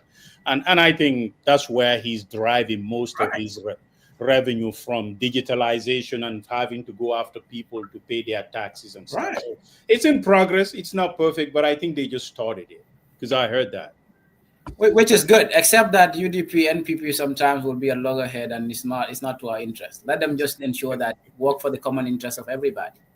You know, my uncle, they said they actually shared a lot of money from the proceeds of mining. But Uncle Tafa created opportunity though. You guys cannot claim your land from him because, you know, he's an investor, and you know, we need to get more Gambians investment. To invest. That's not an investment in our community. That's a dispossession. Yes, that's a dispossession. You know, investment. Let's say touristification was supposed to bring about jobs. I will reserve my time for another time. I will invite you on that one. But hey, you know, touristification was supposed to give us jobs, but instead, We are asked that we cannot even go to some part of our beach, like Sheraton. I remember back then you cannot pass in the front. I think a lot can be learned from him and his real estate expertise. I gotta tell you, Sheraton was the worst thing that happened to Burfoot. Sheraton. Yes. Sheraton And that land Hotel is is too right big. there, sitting there like It's a too big. You museum. can still reclaim part of it, though. I think we should turn it down. We should literally turn it down and return the land back to, because it's sitting right there like a museum. It's pointless having it there. And this is some. Oh no, it's sad. It's sad. This land dispossession. I think, don't you think, Bunker, that kind of defeats the purpose of what it was allocated for the first place? I think there is some type of rules that if they allocate a land for the purpose of such, venture, and if it's not developed, I think folks have the right to acquire it. I think that's something that you guys need to look into it, because if it's sitting down there, it doesn't serve any purpose. Why it's like is it a museum now? Huh? Yes, it's there like a museum with all the big promises that came with Sheraton. Oh, there'll be a lot of jobs for the future in Burfoot. Sorry? Do you know who owns it? I don't even, because it changed hands so many times. I don't even know who owns it now. Yeah. So Dave, it changed hands so many times. So one Dave, of Gambia deals, What's your final word? Yeah, I mean, there's been some positive moves. We have to give credit to where it's due. The last land policy, draft policy. Like my nephew probably knows, my dad was aware because I kept him in the loop. We did a lot of research and we provided our feedback and recommendation to the policy draft. And then they incorporated 82% of our recommendations. So I think I said at the very beginning. So that's quite a massive improvement on where we have been. And then we're gonna have what we call customary certificate of ownership, whereby, because I think there's a lot of I don't know if ignorance is the right word, but I don't think we understand how land actually works back home, and that's got to do with our lack of education. And because obviously, if you know that if you lease your land, you're actually giving your land to the state. People who own customary landowners would not lease their land. So our argument was like, I cannot inherit my land and lease it to the state, and the state can give me 50 years lease or 99 years lease. And then at the end of that lease, the state can either tell me, no, I'm not going to renew the lease. You own the property, but I own the land. That should not happen. So we're going to have this CCO in now. So obviously everything is based on the World Bank, because the World Bank sponsored this draft policy. And that's on the back of something else like Omar actually articulated earlier on. So it's not like the Gambian government actually started, we need to do a land policy draft. No, it's because there was funding for this West African coastal, whatever it was, I think Omar knows. And on the basis of that, the World Bank realized, the Gambia doesn't have a land policy. And then so this was actually part of the Ministry of Environment. So they had to basically rope in the Ministry of Lands, and that's how we have a draft land policy. So that's the unfortunate thing. Okay, but there's improvement there. And like Saria was saying, they try to do some digitization as well, where you can do geotagging. But there's a lot of corruption, like Omar says. For example, if somebody goes behind your back, I sold land to Saria. Somebody in my family, let's say Musa, my brother in Atlanta, went home and it's like, okay, he asked around, he said, that's your granddad's land. And he just basically, even though he's living in Atlanta for all his life, or Jibril, and then they went and sold to somebody else. They went to the sheriff's office and the sheriff just said, okay, this belongs to Banka Keba. He took it and sold it. So that is corruption. Mm-hmm. So we got the state that doesn't function, but within the system we have ourselves. Mm-hmm. So until we change ourselves, the state is not going to change. The state is us. Mm-hmm. A corrupt system is a representation of the people. Mm-hmm. So that's why I always tell people this is a Gambia problem. So sometimes these people think you're the defensive. No, I'm saying yes, we are victims, but yes, we are part of you. So let's all pull our resources together, our thinking together, and try to fix it. I'm not normally very good at verbal communication. I try to hide away from it. It's only when Famara didn't turn up, I had to come today. So I called him. I said, listen. Don't trust me. You did a hell of a good job. I can guarantee you. You did a hell of a good job. You guys start saying that you cannot communicate. And then Famara as well. And my last word would be, if I were to talk to my Salum, Amak Ngany Kumbaba, the Minister of Local Government, these are resources that he needs to tap into. the Omar. I've never met Omar, but I'm so impressed. Yeah. Absolutely impressed. And Dave Mane, as always, going all the way back to our Gambia Post. I've been on this land thing for too long. I swear to God. I swear to God, that's what you've always talked about. Yes. Land. I remember Dave, man. So maybe Dave don't remember me, but Gambia Post, don't bring those days, man. I'm so embarrassed now. I remember you. I don't remember. So this whole back and forth. Hey, that goes back to John, you know, you should remember Sariam from Gambia L. Sariam was this very stubborn guy. Days, man. Yes. Yeah, my brother was my brother George. He's always got my back. I remember you. Yeah, you and Abdul Karim Sane, very passionate about it. So. He's okay. Yeah. He's around. Yeah, he's still here in London. Yeah, he's doing all right. Yeah, he's fine. Yeah, he spent a lot of time in the game. Yeah, it's been an honor. Like I said, but again, thank you all for coming in. We appreciate you. And Mr. Tarawale, as usual, Musa, he said you and I both got 85 today. I don't know how Banka got 93. I mean, but he says Malmo got 97 and followed by Dave. But I am kind of suspicious that Banka got 93. That, Musa? I don't know how that happened, man. I really don't. It's a Kumbonka thing. Now, wait a minute. Whoa. So what? There is some rating going on. What is this rating? I'm beginning to suspect there is some type of link there. This Tarawale link.